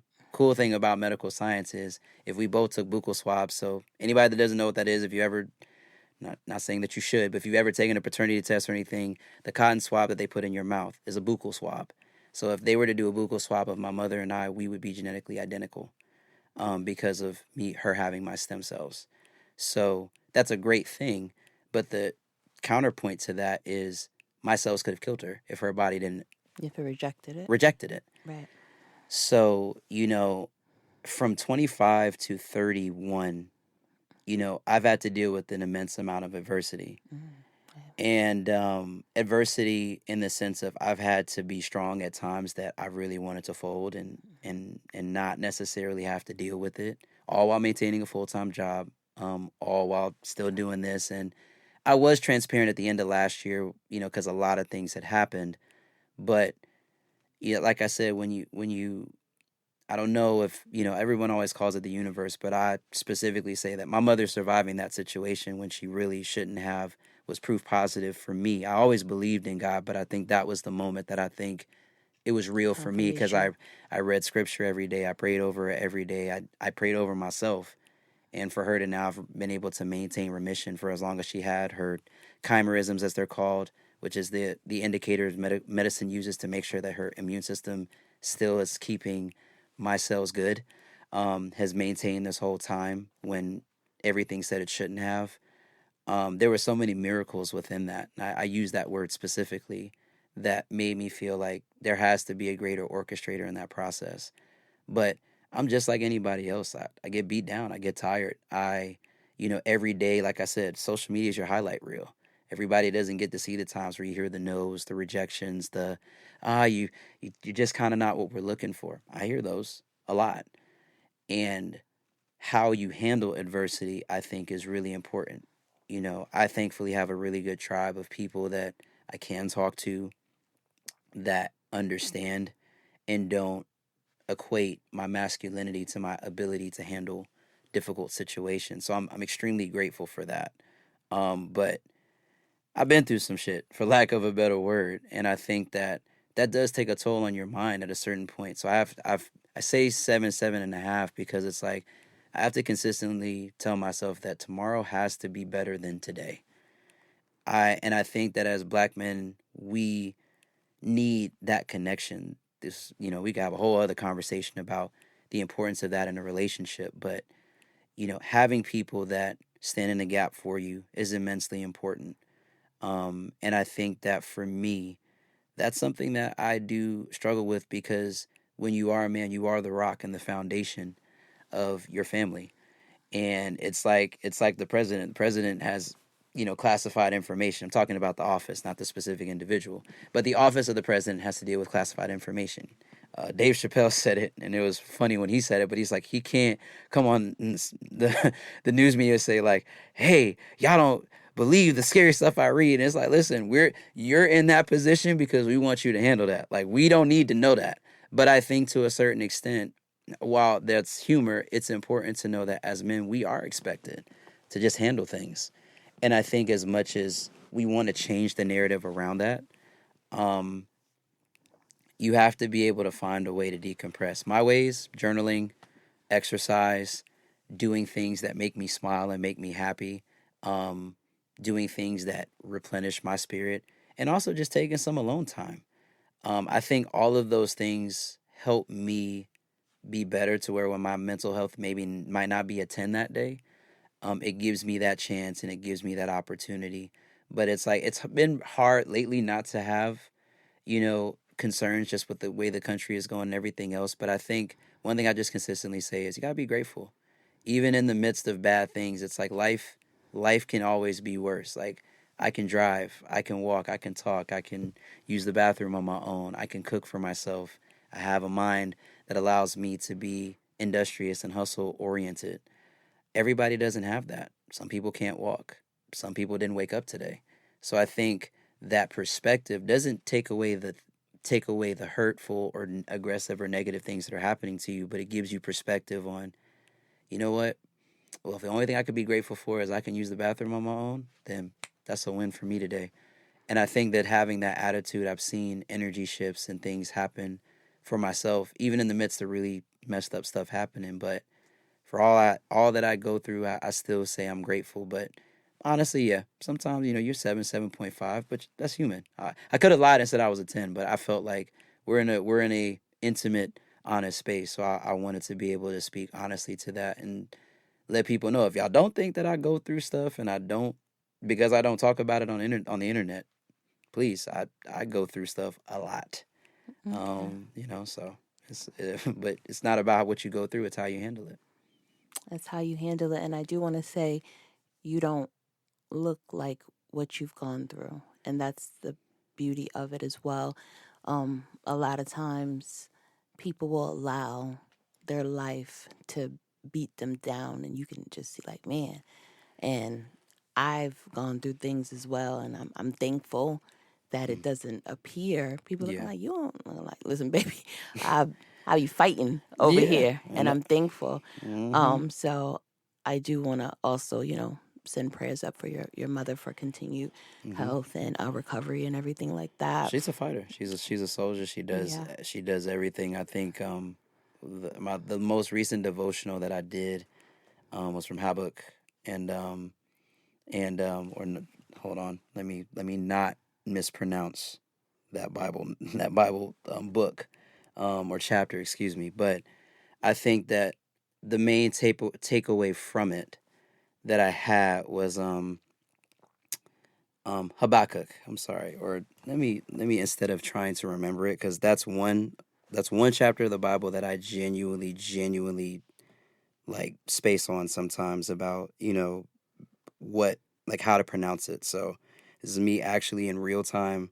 Like I said, I could have It's said real time, y'all. sit here. I could sit here and lie, and I could be like, oh yeah, I knew exactly what that was. It's like no, Habakkuk. Yes. Habakkuk. Okay. Yeah, so that was the chapter that I had a devotional out of recently, and one of the lines in the devotional specifically said that basically that the patience is the patience that you have to go through difficult situation is preparation of the vessel for the room it's going to occupy. And I think that what's powerful about that is that it's a reminder of the fact that in life, you know, we're going to go through things. Life's going to life. But you have to be able to have patience. I mean, think Shadrach, Meshach, and Abednego. God never said that the flames were not going to be hot. It just said that he wouldn't burn them. It's like, so I think that when you have that understanding of life, it's that you're going to go through negative experiences, but the patience and resolution and things are going to get better. God, I'm so grateful for this, or I'm so grateful for that, because I know that, there are those that don't have. I think having those mindsets, it's like we all feel human and we forget it. And I don't think that God in his infinite wisdom holds that against us. But I think it's important to remember that, this too shall pass. You're not in the valley forever. At some point you have to rise out of it. And I think if you believe it, and again, if you can be faithful to nothing else, you're faithful to the work, you get to the other side of it. I'm living proof of being the only kid living out of the state, my mom going through a serious medical challenge, maintaining 3 households, my father's old home, which was my childhood home, my mother's home while she was in the hospital, and my home in Alabama where I was working. To do all of that, I had to lean on something bigger than myself, and I had to believe that and walk in that belief. And I think that that's really when people ask me, if someone were to ask me, what do I want people to remember about me when I'm long and gone, is that I may not have always been perfect, but I walked it like I talked it. And I was authentic to myself in all things. So I'm not perfect. I make mistakes. I'm not, anything to be heralded over anyone else as if I'm the greatest thing since sliced bread. But I do know that I'm a hard worker. I'm dedicated to being the best that I can be. And I try to bring value to those that I'm around. So I'm like, even for being in spaces like this, I'm grateful at all times, because this is a microphone and an opportunity that I wouldn't have had if it wasn't for you. So, those things are important. Trying to find gratitude in everything. I think that's extremely, immensely important. And I'm grateful for you because it seems as if, well, not even like it seems, but you are giving me a quality interview. And I love when my guests are very detailed in their answers. You arrived on time. You are very engaging, and that means a lot because you're treating me like a real media outlet. You Yeah, know what I mean? And I 1,000%. appreciate that. Yeah. So you mentioned walking it like you talk it, and walking, you need feet. And today you have something on your feet that I wanted, and I tried really hard to get. And I'm mad. I think you did that on purpose. I did not. Yes, you I did. swear I did not. You send me No. we prepped. We did the prep No, call. You did no. not tell me that there was No, you did wardrobe this on things purpose. off the table. That If you was would have off limits. I would have came in here in Crocs, I promise you. Whatever. So speaking of releases, what's your favorite sneaker release of 2025 thus far? You cannot include those, so I'm going to cry. Now you can, but tell them what you have on your feet. Okay, so I have the Air Jordan 1 Low OG, Nigel Sylvester, Better with Time, leather on them is immaculate. I'm a sucker for Jordan lows as I've gotten older because of how my fashion has started to change. But I think the thing that just blew me away immediately was just the quality of the leather and just the attention to detail. It's reminiscent of his first Air Jordan 1 that was a high, that was off-white, so he basically inverted the colors. But yeah, I mean, again, Nigel Sylvester, I think, a perfect example of someone who is just authentic to themselves and has had a whole bunch of motion just off of him being himself and just being able to be present in the moment, be appreciative, and just continue to put on for his hometown and for the city is great, and I've always, respected him as a creative, as he's, as I've gotten to learn more about him. But yeah, I mean, this has been a big year for Nigel. 1000% has done a lot of great things for just sneakers and just the culture. The culture, yeah. Yeah. So, I mean, but it's funny we're having this conversation because shouts out to ATATF again. I got a chance for SneakerCon this year to be on like a Sneaker of the Year so far panel. And I thought the so far was a nice touch because the year hadn't ended yet. Right. I'm going to say that for myself, it's really going to be a tie for me between the Undefeated Fours and the Brick by Brick Fours. And I think, well, it's going to be a three-way tie. Undefeated Fours, Brick by Brick Fours, and the Nike Rodeo Dunk. Okay. I'll explain why each of those are in those slots for me. I think, or as a three-way tie. Number one for the Undefeated Fours, I was around when there were only 72 of those made, and that was a grail shoe. I remember the bin collection. I remember DBs when they were not as openly accessible. Right. Undefeated 4 was in that lore. So the idea that I have a shoe, granted it's not like the original with the Jordan back tab or the Jordan Jumpman back tab, but the idea that you have a shoe that there was only 72 made at one point, and now like I can feel like younger me was like giddy. Like I ran around the house 7 times. Shout out to StockX for giving me my pair, but like I literally ran around the house 7 times and just was extremely excited when I had those shoes. Like that's a shoe that will probably never ever leave my closet ever. So there's that. The Brick by Brick, just because of I got those. I like that. The Brick by Brick for sure. I mean, just the tribute to New York, the tribute to Nigel's upbringing, saying everything is a brick, so a building block for something higher than what he initially started on. It's like as far as just being a pro BMX athlete and then everything that's followed after that in his story and his journey as a creative. The shoe is just, it embodies exactly what the inspo is drawn from. So, I mean, primary or perfect example of that is, the texture on like the front mudguard is insane. Like you have 3 different shades of red. It's like, and please, sneaker community, do not get mad at me for saying this, but I have not seen this much hype around a red shoe since the Red October. Not seen it. I would agree. Yeah. But do you think it's red? I feel like it's more brick. It's more orange. brick. It's more like brick orange. It's like more red orange. Yeah. But I think just the idea when the pictures first came out, Right. it looked all red. Okay. I was like, and I think that for me, just the rollout, the style, the rollout story was amazing. Yeah, the detail was crazy. Like the packaging. Shouts out to Jordan Brand, man. They're really the bands, behind him. From the bands to everything, like it's really clear that they've stepped it up from a marketing and storytelling perspective. But you have to, because nostalgia for us, because we were around, you have to also educate the newer ones on why this shoe is culturally relevant at that time. So shouts out to them and for doing that, heavily throughout their, throughout Q1, Q2, and Q3. And then the Rodeo Dunk, just because I love Black stories.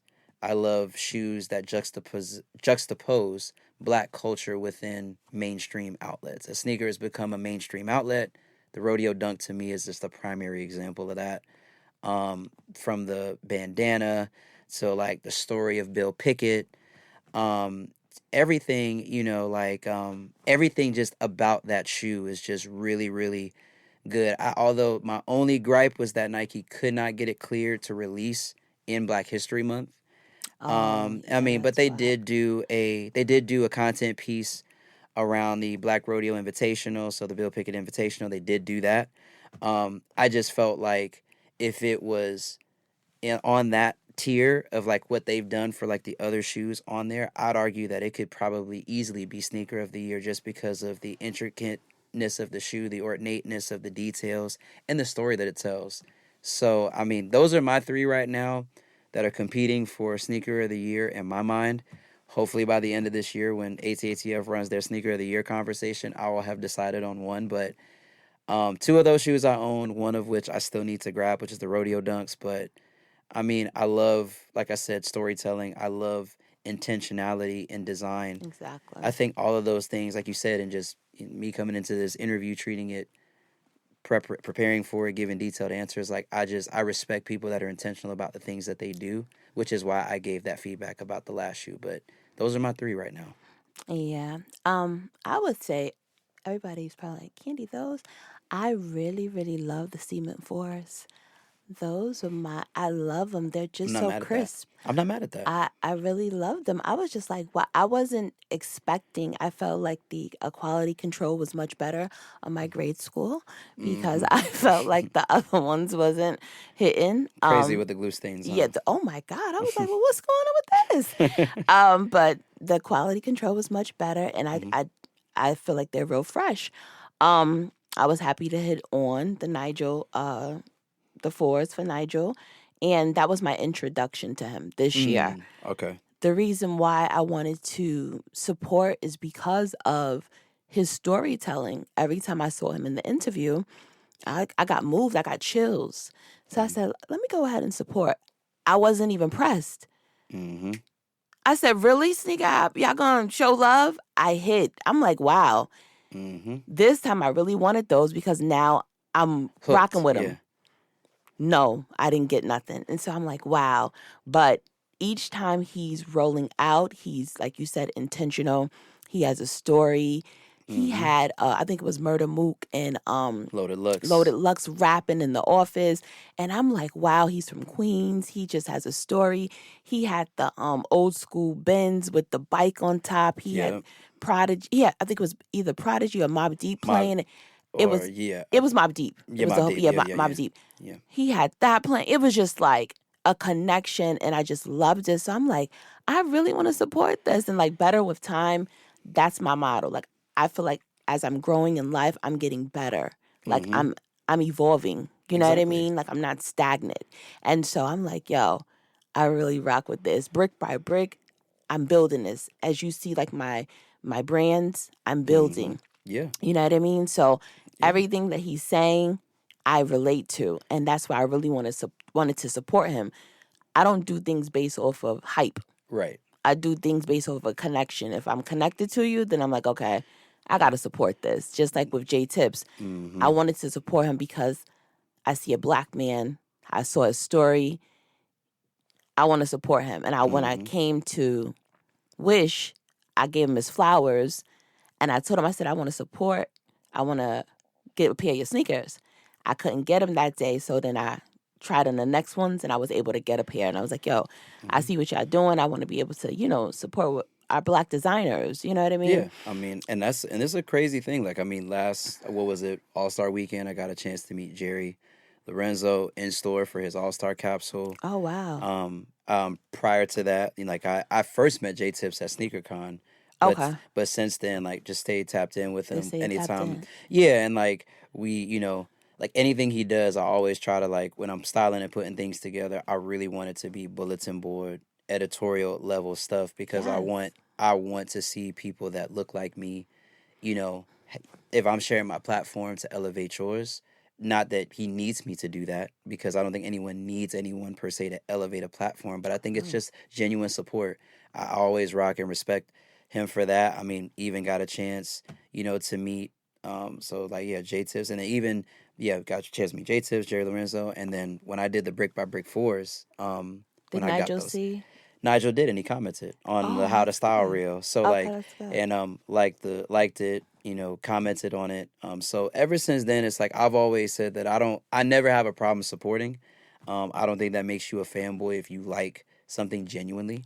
No. I think that there's limits, right? You know, you don't want to be, you know, tagging them every day, like you know, like they like stuff like that. Like I feel like there's etiquette, right? Yeah, etiquette, not overly tagging, but I do also need them to understand that you have communities backing you. I think blacks need to, Mm-hmm. like how Asian cultures support each other. Yes. We need to understand. I don't.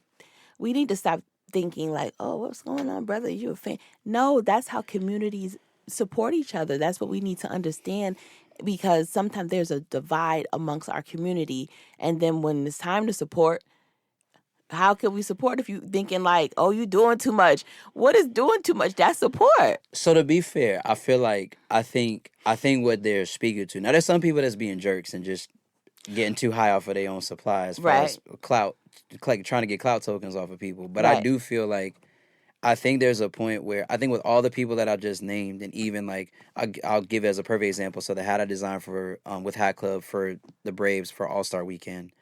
Um, when I got a chance to hand deliver it to Metro Boomin. Now I've listened to countless Metro Boomin projects, but when I went up to him and I talked to him, like it was just like, hey man, I appreciate what you do, respect what you do. It's like thank you, for wanting to have my hat, and from there, we talked about it, talked him through the inspo and everything, and then after that, I was like, hey man, do you mind if we get a picture? Just he was like, yeah man, sure, no problem. And I think like what that interaction taught me is that like when you do these types of things and you operate in these spaces, it's like always have some dignity for yourself to say like I deserve to be in this room. Like you know what I'm saying? Like I do deserve to be here. Like yes, you have attained like a level of prestige and adulation and fame. Like as well as just success. And I'm always gonna give props to anybody that's successful. But I think Mm-hmm. that there's also that difference between it's like, oh my god, like hyperventilating if you meet somebody like and don't Oh or like no, or you have to like have class and yeah, like professionalism. I think it's Yeah. more so like that. It's like I think there is that point where it's like you can be a little your energy and your eagerness can provide an opportunity for someone that wants to categorize you like that. They can make you feel like, oh, you being a fan instead of you play it chill. Like if sometimes just not even playing it chill, but just being cool. Like you put your pants same way I do, one leg at a time. Oh You yeah, know, I you know. I'm talking about like if I'm posting things and I'm showing you sincere support. Got you. I'm talking Okay. about just posting aspect. Oh Ah, no, okay, not when I okay. see You you in see in person. person. Okay, No, got oh, you. I know real fans. They push you out the way here in Atlanta to get to the person before the girls, and the dudes trying to pull the girls up, and they looking like I've seen those situations. I'm back in the day when when we would be outside and Mm-hmm. they telling the girls to come to the dudes up here like Jeezy, T.I. Like, oh brother, you a fit. You know what I mean? Yeah. You're a groupie. We know the male groupies. Now, I'm not talking about in that aspect. I'm talking Yeah. about Like in the posting sense. posts. Like if I tag you. Now it can be OD because how social media has created. They putting tags in the people DMs. I didn't DM you. I just tagged you. Now they're putting Instagram. Who told you to do that? I think it's more so Why like would you do that? I think it's reasonable if it's like if I post something and I tag you in the post and then I'm gonna put it on my story to let like my followers know like, hey, I did something new.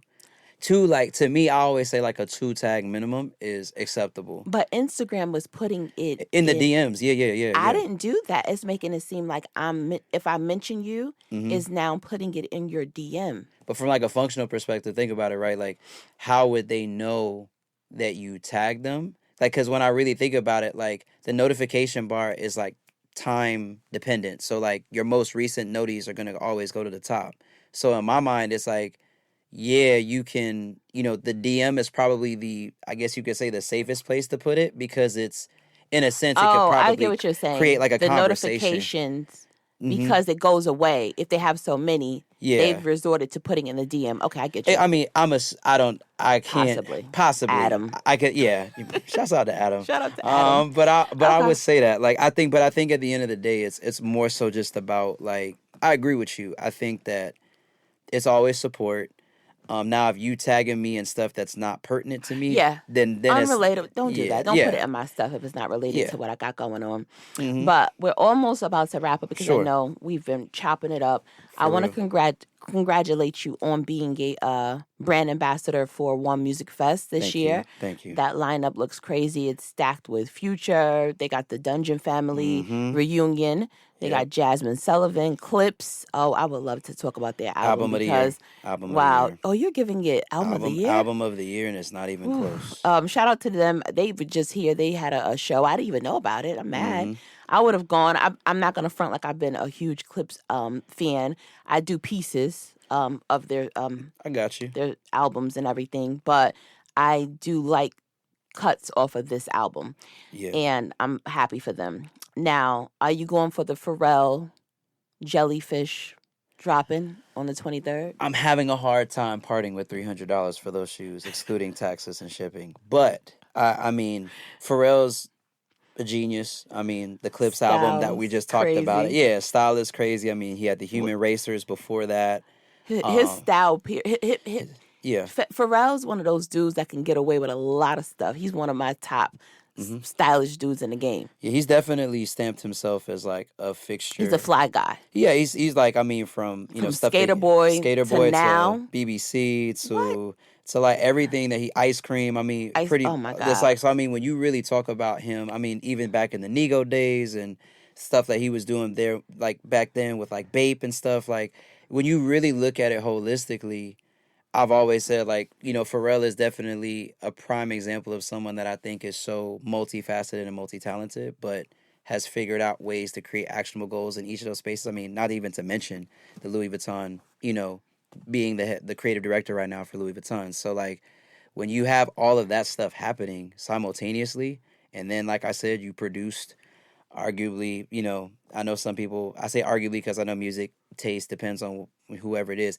If not album of the year, generally, definitely rap album of the year, 1000%. That is, it's just having Malice, having Push, the clips together, the production on that album is crazy. Stove God on there. You have like timely features. Like, and I wasn't even subscribed to Stove God, but shout out to him. Crazy. ASAP Rocky with these Kitten Hills. Okay, so I'm gonna be clear. I don't. ASAP, like, for real, like if anybody's ever heard the song Hijack, where he had that line about before y'all ain't even really like rap, like ASAP in general to me is like one of those people that I put as, like, when we were having that conversation about people I would look at as fashion people, like outside of just what they are in the industry. ASAP is one of those people. So big reverence and respect to him for that and for opening doors and providing guidance and creativity within the space. Give it to me raw. I wouldn't do heels. No. Okay, I'm not Prada, Kitten Heels. No Prada, Kitten Heels. Now I'm gonna tell you this: I'll do a Prince Albert slipper. I'll do a backless mule. I'll do that. But a kitten heel. I can see you opening up your mansion with a mule. Listen, I can see you being extra. On the ground, 1,000. Hello, welcome to the palace. Just listen. No, I feel you. Yeah, come in. Leave the shoes right there. You know what I'm saying? On the marble. Yes. Be careful on the marble. On the marble. But no, I mean, yeah, for me, nah. The kitten heels, like I said, bro can do a lot of things that I can't do. And that's cool. That's why I like fashion. There's something for everybody. ASAP is very fly. He's a very fly guy, 1000%. and he can push the envelope with a lot of different things. Mm-hmm. Where do you put him on your style? Well, I said Pharrell was top 5. Would you put ASAP up there? 1000%. I'll say you. I mean, I think Pharrell and ASAP definitely have to be up there, just off of the strength of just time served and body of work. I mean, he's currently with Ray-Ban, ASAP is. Mm-hmm. I mean, you got Pharrell. I mean, you definitely have to have Virgil in that conversation, just with Off-White, the collaboration with Nike, the original 10. And again, it's like... What about Uzi? I've never really looked to Uzi for style. like inspo like that. I won't say that I have. It's not to say that he is not stylish at all, because I don't, like I said, I try not to really get into that type of bag, because, you know, I think that I'm not always the biggest on the high fashion stuff. Like, there's certain aesthetics and certain things that I'm just not necessarily subscribing to in my own personal style, but that don't mean that they dress garbage or whatever the case may be. So I wouldn't say Uzi. I definitely would say, for me, old Kanye that was putting it on, definitely have to have him in that conversation culturally. I understand now we had to get off the boat from him, but you can't deny what he was to fashion. Like, of course he not. like the world at one point revolved around what Kanye wore when at its peak. It's like, so I think that when you talk about people in that way, like I said, you got to give respect there. I mean, I think, like I said, that conversation is real technical and nuanced, and I really have to. That's the one thing I probably didn't prepare for. That's arguably I should be able to do on the fly. But Yeah, you should be able to hit that off the fly. I should be able to, but you it's ain't like, gotta prepare. But I think, like, for me, it's like I'll give him a list and I'll be like, ooh, but bro did that too, and because there's no perfect. You should just be able to be like, boom, boom, boom. If I be like, yo, give me your top 5 dead or alive rapper, I'll be able to be like, da da da da. I feel like, I think for me it's just I think it's like, again, it's like, what is this conversation revolved around? This is where the overthinking and engineering in me comes in. It's like, are we talking collabs? Are we talking design? Talking. So then, like, so for me, I would say that like a person that I feel gets, you know, I think a rap that I understand, you know, like the discourse about him in certain channels, but I would say like Tremaine Emory, for example, like used to be creative director for Supreme, you know, does Denim Tears. You know, I think, like, for me, I look at just how he had the game in a chokehold at one point with the cotton reef tops and bottoms. It's like, and then you had the jeans, so the collaboration with Levi. You know, you've had him, like, I mean, recently he's done collaborations with Cortez. You know, he has upcoming, like, with Cortez. I think that's already dropped. Taylor, you giving me too much stuff. So if I throw a name at you, boom, Jeezy. Where you putting him at? Style. I wouldn't have a solid conversation with Jeezy. I wouldn't put him in that. Jeezy be putting it. You don't think Jeezy? All right, boom. Okay, I gotta respect it. Boom. All right, Jermaine Dupri. Boom. What you giving Jermaine Dupri? I mean, definitely OG sneakerhead. Okay, you got him on a sneaker style. I got it. I mean, he was in the Step to My J's video with Nelly and them. So, like, I mean, he's from Atlanta, so, like, and definitely is deep with been collector for a while. I would say, like, definitely JD is in that like sneaker collecting styling conversation. I could say that. Future. I think Future's more on the high fashion end, but I think, like, he definitely can. I think, like, he makes it his own. So, but I won't say that I'll go and look at Future's IG to try to get style inspo. Chris Brown. Definitely would say Chris Brown is like dressing 1,000%. A lot of people be saying Chris Brown trash. All right, so I'm surprised that you're saying Chris Brown. I think, like, people be saying they don't look at Chris Brown for style. Not anymore. He don't make no runway list. They be not saying recently. Bad. But I mean, like, and this is where I say historically, you got to remember, like, I'm talking Tisa snapback days, like, that's Big Sean era. I mean, when you had snapbacks and tattoos, that was the. All right, boom, Fab. Yeah. Fab. That's yeah, 1,000%. No, Fab to me.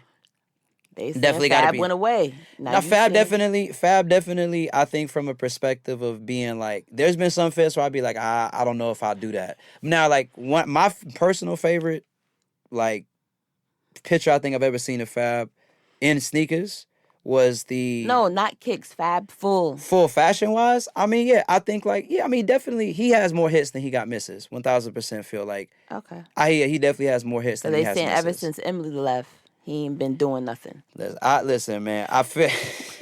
Listen, you know, behind what they say behind every powerful man is a influential woman or something like that. But all seriousness though, no, I feel like Fab earned his respect, bro. He earned his stripes. I don't think. Even with Emily leaving, I still feel like he got more hits than like misses. The anklets with the socks is like really. But this is the thing to me though, man. Like everybody, I think you try something, either it work or it don't. And because they've been saying because he's getting older, he's still trying to hold on to a certain like aesthetic. Yeah, and I feel like that goes back to our conversation about growth. Like, I feel like when I was watching Fab, like the jerseys, like when he, like the whole Bel Air Academy jersey that he rocked, that was like, people was like, where did you even get that? Like, he had a run where he had some stuff where you like, bro, where did you even get that from? You're talking about old Fab. Oh, like, but newer Fab, like, yeah, I mean, like I really haven't tapped in with newer Fab as much. I think when I saw, it was an all pink fit, I think he did one time. Oh, with the pink trench and the hoodie. And I was just like, yeah, I can't really jack that. I can't really. I don't know if I gotta see it because that fuchsia trench was fly. I mean, and again, like that's like, it's not to say it's not fly. It's just like that's not my stilo. So that's not something that I feel like you're not gonna catch. All right, what side gun? 1000% fashion oriented. Fly yes. God. He's fly God. For a reason, and I think he's the perfect example of a good balance of understanding how to do high fashion with stuff that like makes sense. I don't look at him and be like, I'm not understanding the vibe here. Like, I think, like, yes, he does dress loud. I think he does have like heavy metal around the neck, obviously, and everything else. But I feel like he just, like, I don't think I've ever seen stuff from him and I've been like, nah, I don't know if I can jack that or not. What about Ghostface and Raekwon? Are you subscribed to them? Yeah, I know who they are, but I'm saying subscribe meaning like, are you looking at them currently? No, not looking at them currently. Oh, no. okay. Like, I feel like people from that era, like, right, like back, like I say, like 90s, like 80s, 90s. Like, I don't like Jim Jones, a Dipset, like, you know, and like, you know, Cam still put it on. Like, I feel like Mace still put it on from time to time. You know, like, you know, I feel like there are people that are still of that era and still really trying to dress that way. Go ahead and look at Raekwon and Ghost right now. They put on something crazy. They was just with Tommy. They just did something with Tommy like last year. Oh, okay. Yeah. I'm gonna have to check that. I'm gonna DM you after I look at it. Be like, if I ask you, I'll send you the post. Say that. Yeah. Okay. Yeah. It was fly. It was something. Yeah. What about Nas? I think Nas has that very. I put like him and Jay in that similar type of category where they're very minimalist, but I feel like they dress very minimally, but they let their aura speak more so. So like the times I've ever seen Nas perform in concert, like he ain't really heavy metaled up like that. Now he do have stuff on where he's definitely been that. I'm not saying that he lacks the ability to do so, but I feel like he definitely, I would say like Nas definitely in that conversation as well. I mean, bro was on a Supreme photo tee. So I think, like I said, like that aesthetic and that time frame he came from, 1000% would say Nas is in that conversation. Okay. Well, it was good chopping it up with you. I had to just, check your low temperature to see where you was at. Listen, see if you respected the OGs. Listen, I'll say this before we go. I was like, I don't even respect to New York for, being the originators of a lot of different things.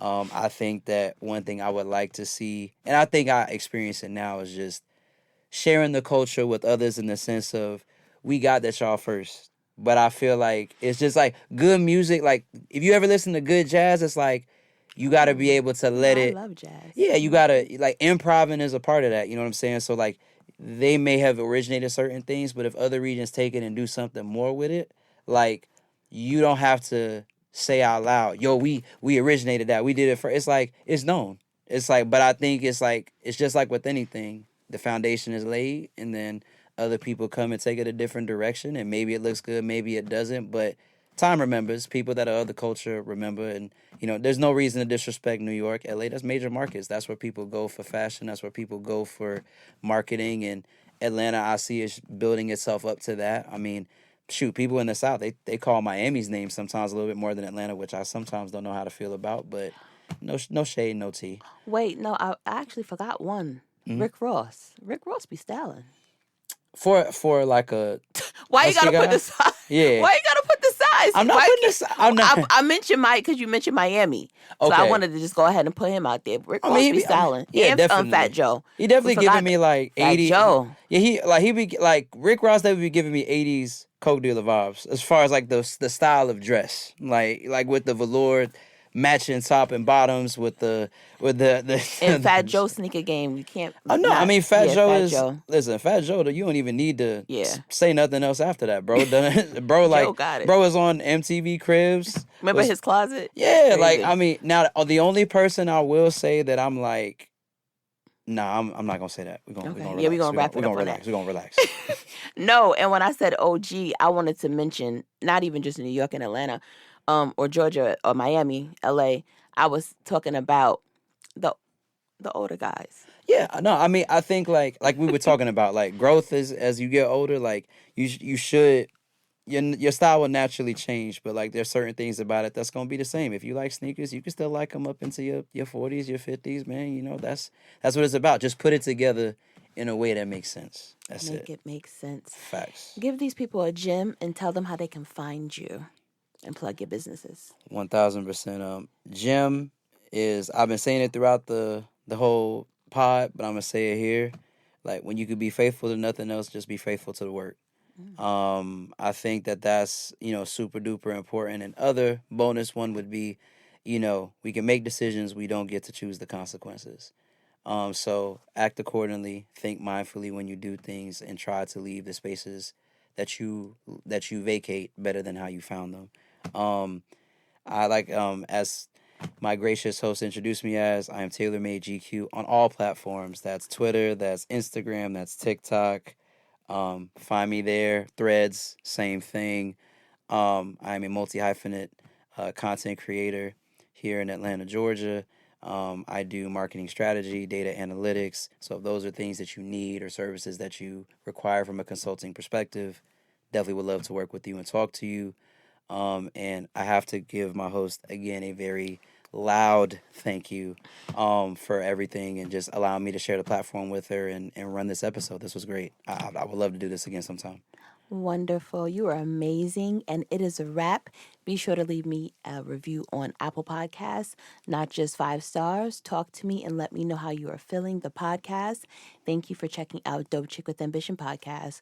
Later. Cross and talk behind your back. See, that's where the knife go. I guess they wasn't fucking with us. Some niggas get the luck of the draw. For others, life is a dice roll. And waiting on faith ain't for us.